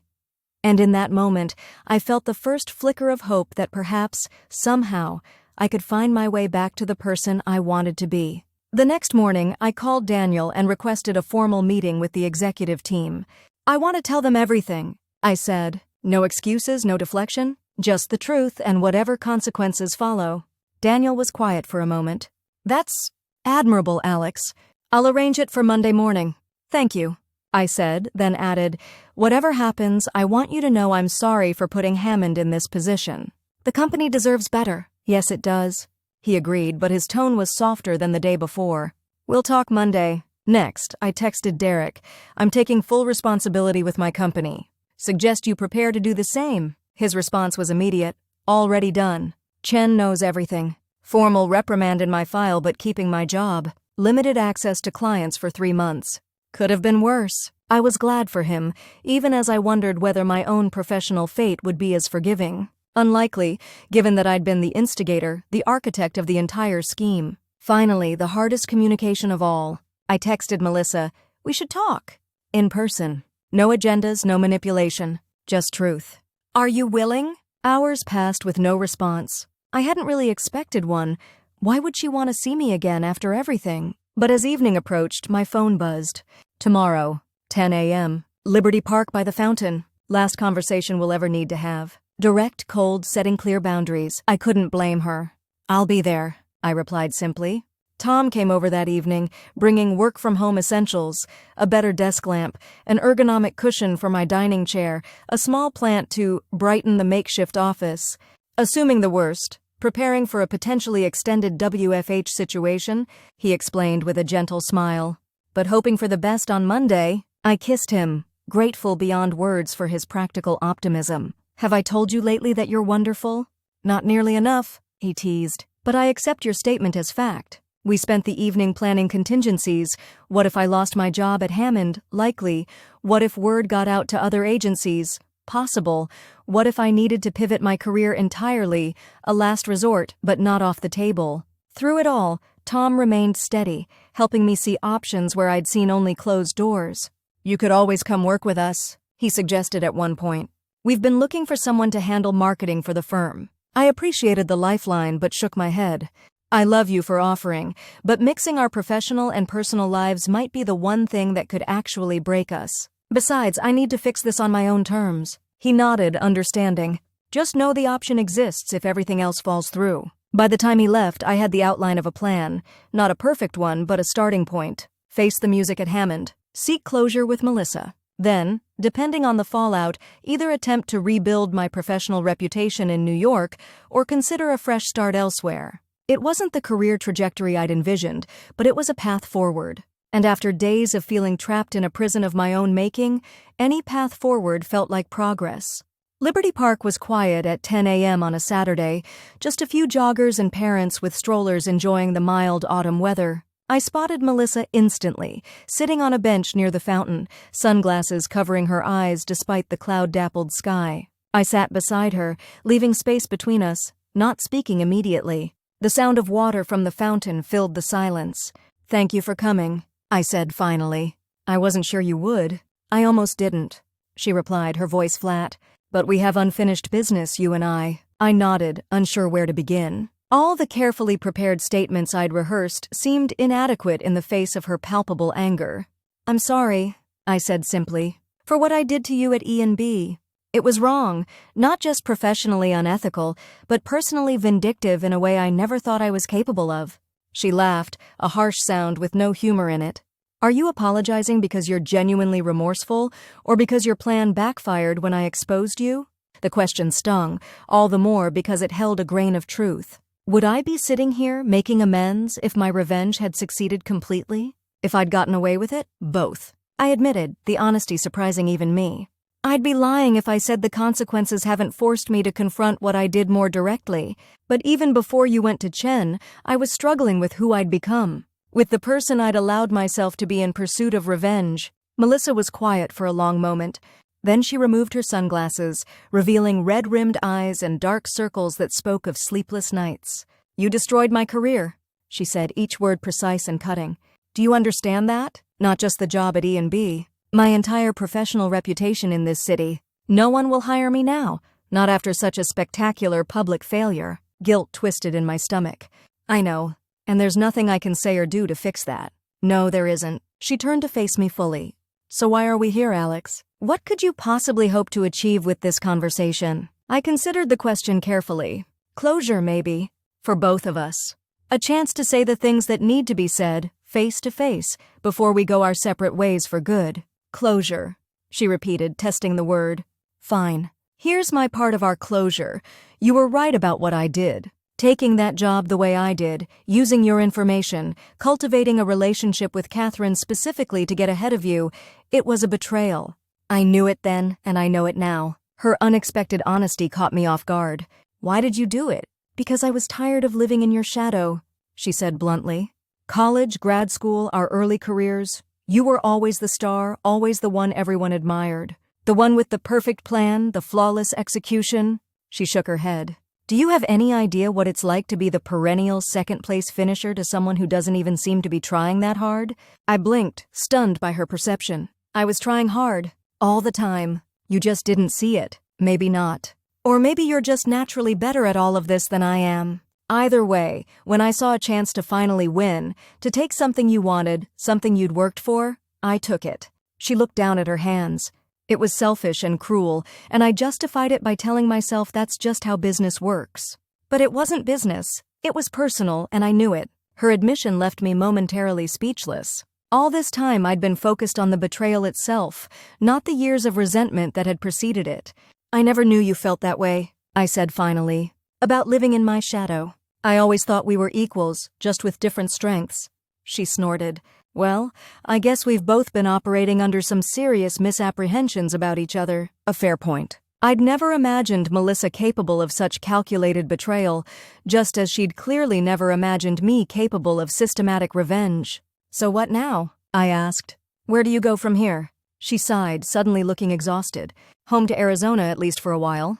Regroup at my parents' house, try to figure out if there's any way to salvage my career, or if I need to start over in a new field entirely. She glanced at me. What about you? I assume Hammond isn't thrilled about your extracurricular activities. I have a meeting with the executive team on Monday.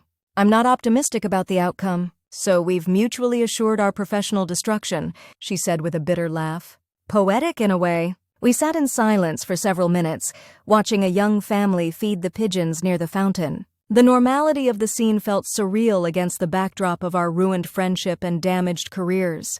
We were friends once, I said eventually. Real friends before all of this. Do you think there was any way this could have played out differently? If you'd told me you were applying to E&B, if we'd both been honest from the beginning? Melissa considered the question seriously. Maybe. If I'd been brave enough to admit my feelings instead of letting them fester. If you'd been less single-minded about that particular job being your only path forward. If we'd actually talked to each other, really talked, somewhere along the way. Too many ifs, I said softly. Yeah. She stood, signaling the end of our conversation. For what it's worth, I am sorry, Alex. Not just for getting caught, but for the betrayal itself. For throwing away 8 years of friendship for a job I couldn't even handle. I stood as well, maintaining the careful distance between us. I'm sorry too. For becoming someone I never thought I could be. For letting revenge consume me so completely that I lost sight of everything else. She nodded, replacing her sunglasses. I guess that's it then. Closure achieved or whatever. I guess so. I hesitated, then added, I hope you find your way forward, Mel. I mean that. You too, she said, and for just a moment, I caught a glimpse of the person she'd been before all of this, the girl who'd shared midnight snacks and career dreams in our college dorm. Goodbye, Alex. Goodbye, Melissa. I watched her walk away, a strange mixture of sadness and relief washing over me. The 8-year friendship that had shaped much of my adult life was over, ended not with a whimper but with a spectacular, mutually destructive bang. Yet as I made my way home, I felt lighter somehow. The conversation had been difficult, painful even, but necessary. We had both acknowledged our wrongs, spoken our truths, and now could begin the process of moving forward, separately, but perhaps a little more whole than before. Monday morning arrived with a clarity I hadn't felt in weeks. I dressed carefully for my meeting with Hammond's executive team, Conservative but not apologetic, professional but human. Whatever happened today, I would face it with honesty and dignity. Tom called as I was about to leave. Just wanted to say good luck. Remember, this isn't the end, no matter what happens today. His support steadied me. Thank you. For everything. Call me after, okay? No matter how it goes. I will. I promised. Hammond's offices felt both familiar and foreign as I walked through the door. Colleagues glanced up, surprise and curiosity in their expressions. I wasn't expected back yet, and certainly not dressed for a normal workday. Daniel met me outside the conference room, his expression carefully neutral. They're ready for you. Just be honest, Alex. That's all anyone can ask at this point. I nodded, took a deep breath, and walked in. The executive team, 5 people who held my professional fate in their hands, sat around the large table, their expressions ranging from disappointed to merely curious. I recognized Mark Hamlin, the CEO, though we'd rarely interacted directly. Beside him sat Vivian Torres, Chief Operations Officer, whose reputation for fairness was matched only by her intolerance for ethical lapses. Miss Montgomery, Mark began, I understand you've requested this meeting to address certain allegations regarding your professional conduct. We're here to listen. No preamble, no softening the blow. I appreciated the directness. Thank you for seeing me, I said, my voice steadier than I felt. I'll be brief and completely honest. The allegations you've heard from Ellison and Burke are, in essence, true. I deliberately provided misleading professional advice to Melissa Cooper with the intent of undermining her success at E&B. I cultivated a relationship with an E&B employee specifically to gather internal information about her progress, and I engineered situations that highlighted her professional weaknesses rather than her strengths. The blunt confession seemed to surprise them. Perhaps they'd expected denial or at least elaborate justification. And why are you telling us this now? Vivian asked, her tone carefully neutral. Because it's the truth, and because Hammond deserves to know exactly who has been representing them to clients. I met her gaze directly. What I did was wrong, professionally unethical, and personally vindictive. It reflected a complete lapse in judgment on my part, and it violated every principle this company stands for. Mark leaned forward. And what prompted these actions, Ms. Montgomery? What could possibly justify such behavior from someone with your previously spotless record? I shook my head. Nothing justifies it. Ms. Cooper did betray my trust first. She used confidential information I shared with her to secure the position at E&B, and she deliberately interfered with my interview process there. But my response was disproportionate and deeply unprofessional. I let personal grievance override professional ethics, and for that, there is no justification. The room was silent for a moment as the executives exchanged glances. Well, Mark said finally, I appreciate your candor, Ms. Montgomery. It's refreshing, if nothing else. He straightened a pen on the table, a gesture that seemed to help him think. The question now becomes what to do about it. I understand if termination is the only appropriate response, I said quietly. My actions have potentially exposed Hammond to reputational risk. Yes, they have, Vivian agreed. However, the fact that you've come forward voluntarily before any public accusations were made counts for something, as does your previously excellent record with us. Hope flickered faintly. What are you saying? Mark took over. We're saying that while what you did was unquestionably wrong, we're not convinced that immediate termination is the only possible response. People make mistakes, Ms. Montgomery. Serious ones in your case. But how they handle those mistakes often reveals more about their character than the mistakes themselves. I hardly dared breathe, afraid to interrupt whatever train of thought was leading them away from firing me on the spot. That said, he continued, there must be consequences. We cannot simply overlook behavior this far outside our ethical standards. I understand, I said. Whatever you decide, I'll accept it. Mark and Vivian exchanged a look, and she nodded slightly. Here's what we're proposing, Mark said. A 3-month probation period during which you'll work on internal projects only, no client-facing responsibilities. You'll also be required to complete an ethics course at New York University's business school at your own expense. At the end of the 3 months, we'll reassess the situation. It was far more lenient than I had expected, than I deserved if I was being honest. Additionally, Vivian added, the Meridian Resorts pitch will be reassigned to another team. And any promotion discussions are off the table for at least a year. I nodded, relief and gratitude washing over me. Thank you. That's More than fair. Don't thank us yet, Mark cautioned. This probation will be a test, Ms. Montgomery. One misstep, one hint of similar behavior, and termination will be immediate and final. Are we clear?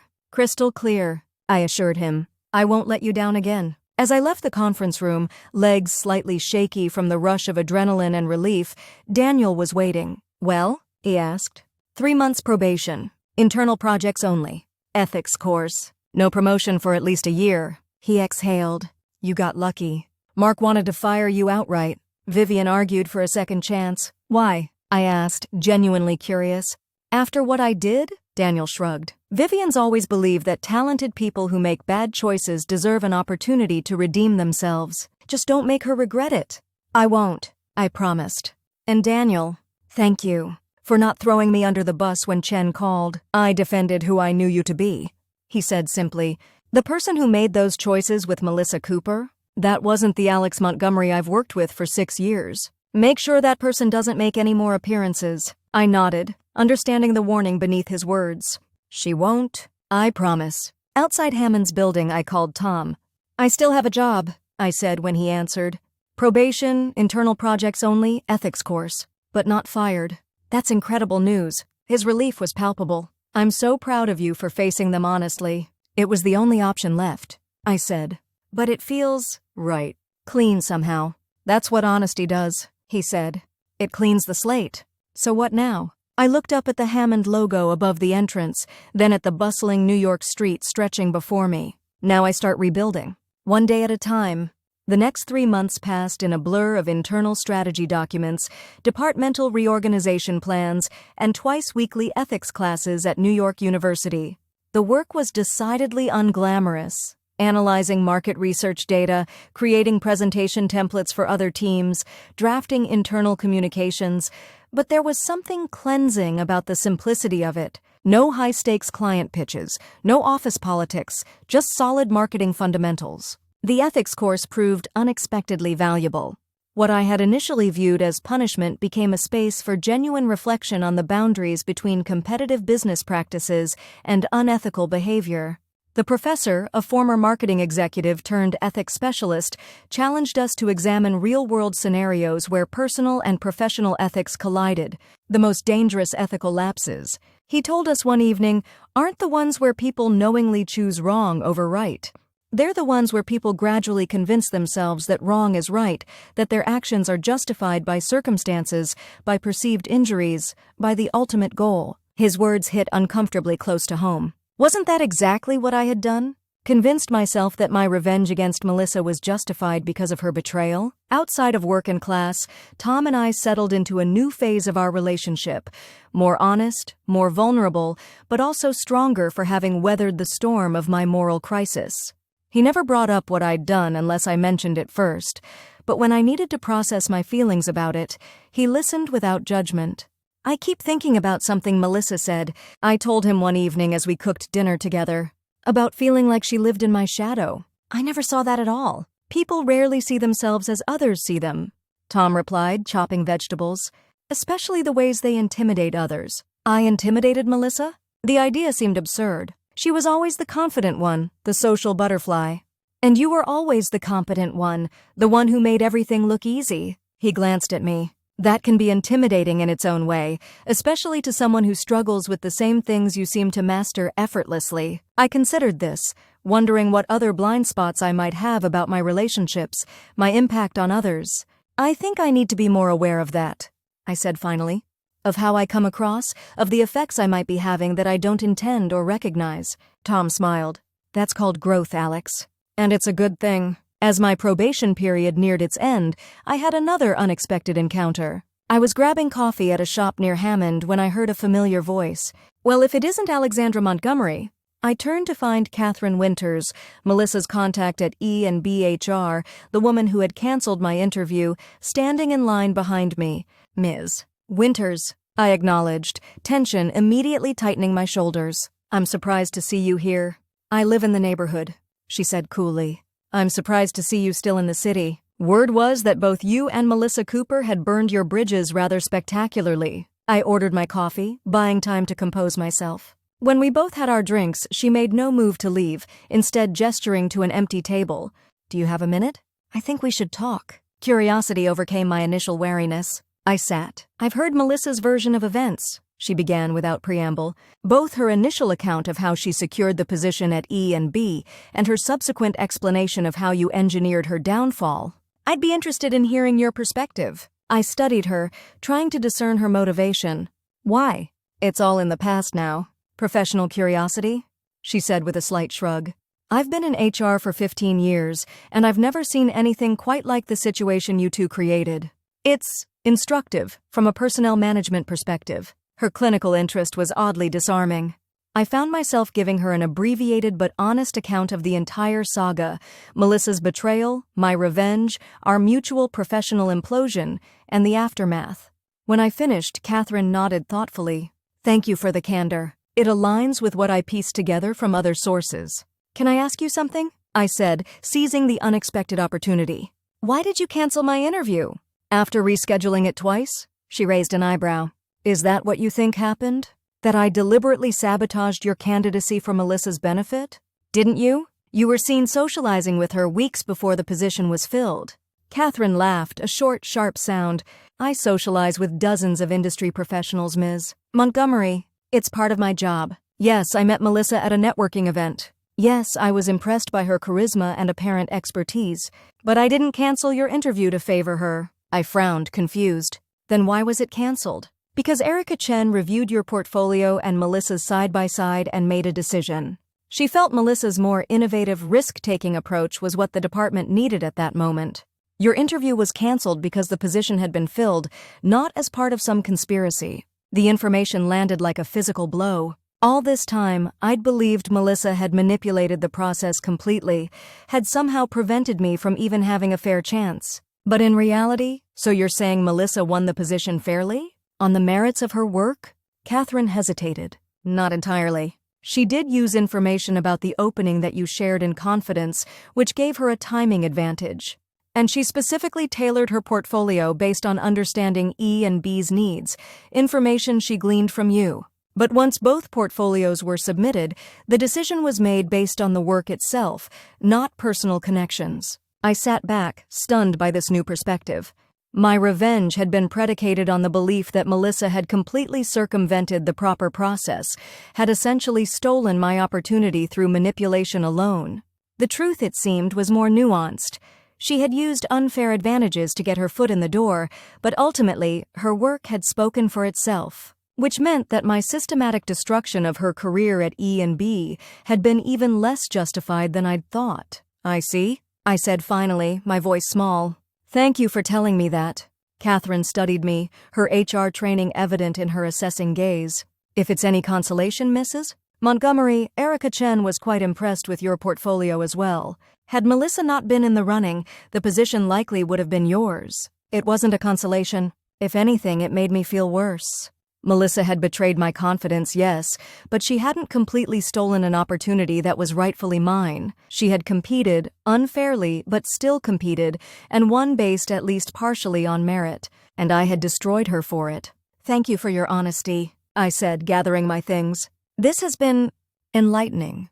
Catherine nodded. "Good luck with your career, Ms. Montgomery. I hope both you and Ms. Cooper have learned valuable lessons from this unfortunate situation." Indeed we had, though perhaps not the ones anyone might have expected. My 3-month probation ended with a formal review. The executive team, satisfied with both my work and my completion of the ethics course, restored my client-facing responsibilities, though with the understanding that I would be under increased scrutiny for the foreseeable future. "You've earned this second chance," Vivian told me after the meeting. "Don't waste it." "I won't," I promised. "And thank you for advocating for me when you could have simply cut ties." She studied me for a moment. "Everyone deserves the opportunity to learn from their mistakes, Ms. Montgomery, even spectacular ones." The weight of those words stayed with me as I returned to my desk, now relocated to a smaller office away from the main client teams, another subtle reminder of my altered status at Hammond. As I settled in, my phone buzzed with a LinkedIn notification. "Derek Winters has endorsed you for strategic marketing." Derek, who had emerged relatively unscathed from our revenge scheme, had maintained sporadic contact over the past months. His position at E&B had stabilized after his initial reprimand, though our communication had dwindled to occasional professional courtesies rather than the conspiratorial alliance we'd once shared. I messaged him. "Thanks for the endorsement. How are things at E&B?" His response came quickly. "Busy. Chen finally hired a new senior marketing director. External candidate with financial services background. Seems competent, if less dramatic than our previous collaboration." I smiled at his diplomatic phrasing. "Glad things are settling down. And Derek? Thanks for not throwing me under the bus any more than necessary when everything imploded." "Professional courtesy?" he replied. "Besides, we both made our choices. No point in mutual destruction." Wiser words than either of us had lived by during our revenge scheme. As winter turned to spring, I gradually rebuilt my professional standing at Hammond. The Meridian Resorts account, which had been reassigned during my probation, had been secured by another team. A bittersweet outcome, as I was genuinely happy for Hammond, but still felt the sting of the opportunity lost due to my own actions. Daniel, who had kept a professional distance during my probation, began to include me in strategy meetings again, cautiously assigning smaller client projects to test both my capabilities and my ethical boundaries. I approached each one with meticulous care, hyper-aware that my professional reputation hung on not just the quality of my work, but the integrity with which I conducted myself. In my personal life, Tom and I reached a new equilibrium. The moral crisis that had nearly consumed me had forced a level of honesty and vulnerability in our relationship that hadn't existed before. We talked more openly about our fears, our flaws, the parts of ourselves we weren't proud of but needed to acknowledge. I think, in a strange way, what happened with Melissa made us stronger. Tom observed one evening as we walked along the Hudson River. Not that I'd recommend elaborate revenge schemes as couples therapy, but I laughed, the sound lighter than it had been in months. "No, I get it. It forced us to see each other more completely, the good and the bad. And to choose each other anyway," he added, squeezing my hand. April brought an unexpected email. The subject line, "Coffee? Last one didn't go so well," made my heart skip a beat. The sender, Melissa Cooper. I stared at my screen, unsure whether to open it or delete it immediately. Curiosity won out. "Alex, I'm back in NY briefly for a job interview. I've had a lot of time to think about everything that happened between us. If you're willing, I'd like to meet one last time. Not for closure, we already did that, but for a different kind of conversation. Tomorrow, 2 p.m., that cafe near your office?" I showed the email to Tom that evening, still undecided about whether to accept. "What do you think she wants?" he asked, frowning slightly. "I have no idea. Nothing good, potentially. Do you want to see her?" I considered the question carefully. Part of me is curious. Part of me thinks reopening any communication is asking for trouble. "You don't have to decide right now," he said. "Sleep on it." But as I lay awake that night, I knew what my answer would be. Whatever Melissa wanted, closure, confrontation, or something else entirely, I owed it to myself to find out. The saga between us had shaped the last 6 months of my life, had forced me to confront the worst parts of myself. I couldn't simply ignore this final chapter, whatever it might contain. I responded early the next morning, "I'll be there." The cafe was busy when I arrived, the afternoon crowd of office workers grabbing late lunches and early coffee breaks. Melissa sat at a corner table, her appearance notably different from our last meeting. Her hair was shorter, styled in a sleek bob that framed her face. She looked more rested, more composed, still recognizably Melissa, but somehow changed in subtle ways I couldn't immediately identify. "Thanks for coming," she said as I sat across from her. "I wasn't sure you would." "Neither was I admitted. "But here we are." She nodded, a small smile playing at her lips. "Here we are. Again." The awkwardness between us was palpable, the weight of our shared history creating a tension that small talk couldn't possibly bridge. "You said you're here for a job interview?" I asked, opting for the most neutral topic available. "Yes, at Visionary Partners, West Coast firm expanding to New York." She stirred her coffee absently. "It's been challenging rebuilding after E&B, but not impossible." I nodded, genuinely glad to hear she'd found a path forward. "That's good. I hope it works out." "Thank you." She took a deep breath, as if preparing for something difficult. "Alex, I asked you here because I've been doing a lot of thinking over these past months. About who I was, who I am, who I want to be. That makes 2 of us. I said quietly. She smiled again, more genuinely this time. I bet. Look, what happened between us? The betrayal, the revenge, all of it. It forced me to confront some ugly truths about myself. About the resentment I'd been carrying, the shortcuts I'd been willing to take. I remained silent, sensing she needed to say these things without interruption. The thing is, she continued, as painful as it was, losing that job, my reputation, having to move home in disgrace, it might have been the wake-up call I needed. I've spent the last 6 months working with a therapist, really examining my patterns, my motivations. She met my eyes directly. And I wanted to tell you that while I still believe what you did was wrong, I understand why you did it. And in a strange way, I'm not grateful exactly, but acknowledging that it led me to some necessary self-examination. Of all the scenarios I'd imagined for this meeting, this hadn't been among them. I'd expected accusations, maybe threats, possibly an attempt at further revenge, not this measured self-reflection. I've been doing some examining of my own, I said carefully, including learning that my understanding of how you got the E&B job wasn't entirely accurate. I spoke with Catherine Winters a few months ago. Melissa's eyebrows rose. Catherine? What did she tell you? That while you did use information I shared in confidence, which was still a betrayal, the actual hiring decision was based at least partly on the merits of your portfolio. That you didn't completely manipulate your way into the position as I'd believed. She was quiet for a moment, absorbing this. Does that change how you feel about what happened? About what you did? I considered the question seriously. It complicates it. Makes my response seem even more disproportionate. But the core issue remains. You betrayed my trust, used information I shared as a friend to advance yourself at my expense. Yes, I did, she acknowledged. And I can't undo that? But I can tell you that I'm trying to be better, to build a career based on my own merit rather than shortcuts or stepping on others. I believe you, I said, and was surprised to find I meant it. There was a sincerity in her demeanor that hadn't been present during our last meeting, a self-awareness that felt new. So where does that leave us? She asked. Not friends again? I think we both know that bridge is thoroughly burned. But maybe not enemies either. I thought about the months of anger, of calculated revenge, of the hollow victory that had followed, and about the painful growth that had emerged from the ashes of our friendship. I think, I said slowly, it leaves us as two people who brought out the worst in each other, learned some hard lessons because of it, and are now trying to be better versions of ourselves. She nodded, seeming satisfied with this definition. I can live with that. We talked for another hour, not with the easy intimacy of our former friendship, but with a cautious honesty that felt appropriate for the complex history between us. She told me about her months in Arizona, about the therapy that had helped her confront her competitive insecurity, about the slow process of rebuilding her professional network from scratch. I shared my experience with the ethics course, my probation at Hammond, my gradual professional rehabilitation. When we finally parted, there was a sense of genuine resolution that had been missing from our previous closure. Conversation in the park. Good luck with the interview, I said as we stood outside the cafe. I mean that. Thank you. And good luck at Hammond.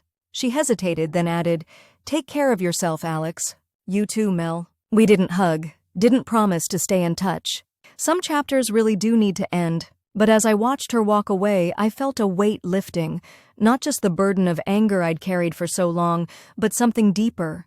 The need for vindication, for justice, for making sure she paid for what she'd done. It was, I realized, the final step in my own healing, letting go not just of the friendship, but of the need for revenge that had consumed me so completely. 1 year after the E&B debacle, I sat in Daniel's office for my annual review.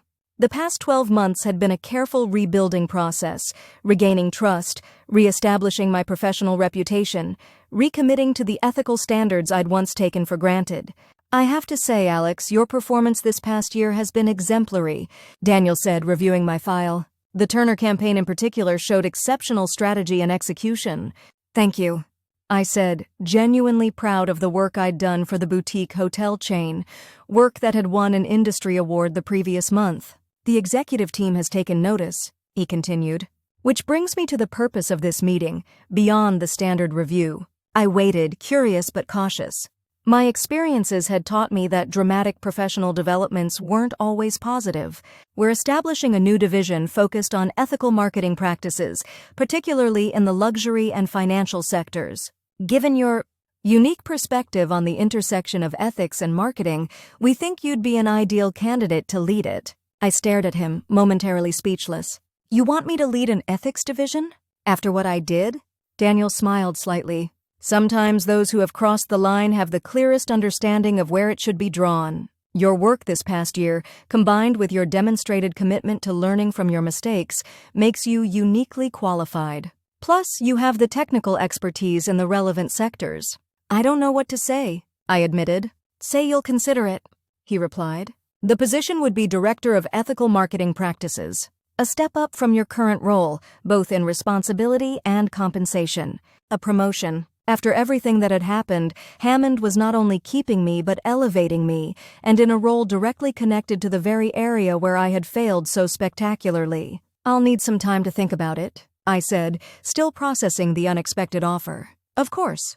Take the weekend. We can talk more on Monday. As I left his office, my phone buzzed with a text from Tom. Dinner tonight to celebrate your excellent review? I have a good feeling about it. I smiled, his unfailing faith in me a constant source of strength over the difficult months of professional rebuilding. You won't believe what they offered me, I texted back. Need to process. Dinner would be perfect. That evening, over pasta at our favorite Italian restaurant, I told Tom about the offer. Director of Ethical Marketing Practices, he repeated, a slow smile spreading across his face. That's perfect, actually. Using your experience, all of it, to help others navigate those gray areas. You don't think it's ironic? Me leading an ethics division after what I did to Melissa? He considered this, taking a sip of his wine. I think it's precisely because of what happened with Melissa that you'd be good at it. You've been to the dark side and back, Alex. You know the rationalizations, the small steps that lead to major ethical lapses. Who better to guide others away from those pitfalls? Put that way, it did make a certain poetic sense. My greatest professional failure becoming the foundation for a new career direction focused on helping others maintain their ethical boundaries. I think I want to take it, I said, the decision crystallizing as I spoke. It feels right. Like I'd be using everything, the good and the bad, to create something meaningful. Tom reached across the table, taking my hand. I think so too. And I'm proud of you, Alex. Not just for rebuilding after everything fell apart, but for being willing to learn from it, to grow because of it.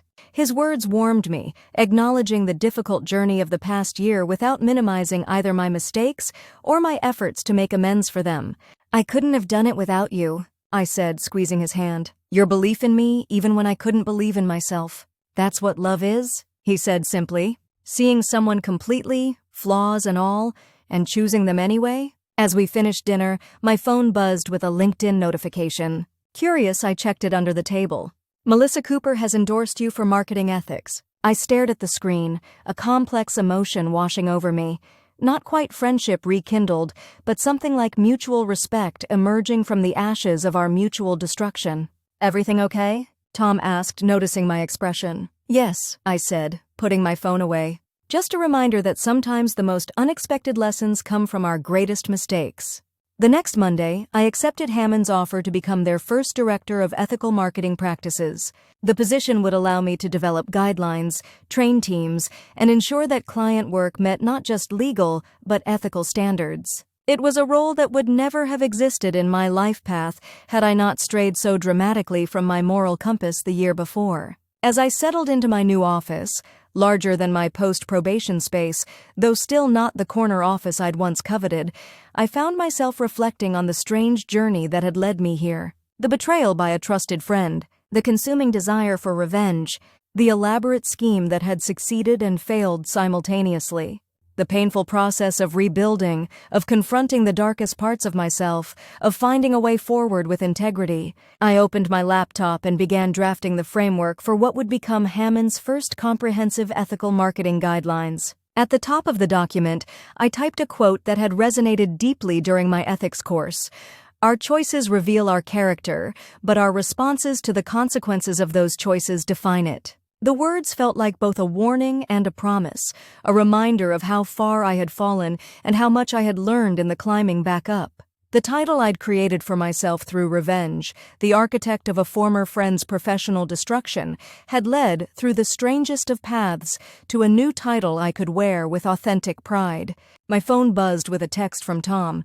"How's the new office? Ready to change the marketing world, one ethical guideline at a time?" I smiled, typing back, "One day at a time." But yes, I think I am. And I was. The dream job I'd once been willing to destroy another person to obtain had been replaced by a position I couldn't have imagined a year earlier, one that aligned not just with my professional skills, but with the hard-won wisdom of my greatest mistake. Sometimes losing everything is the only way to find what you actually need.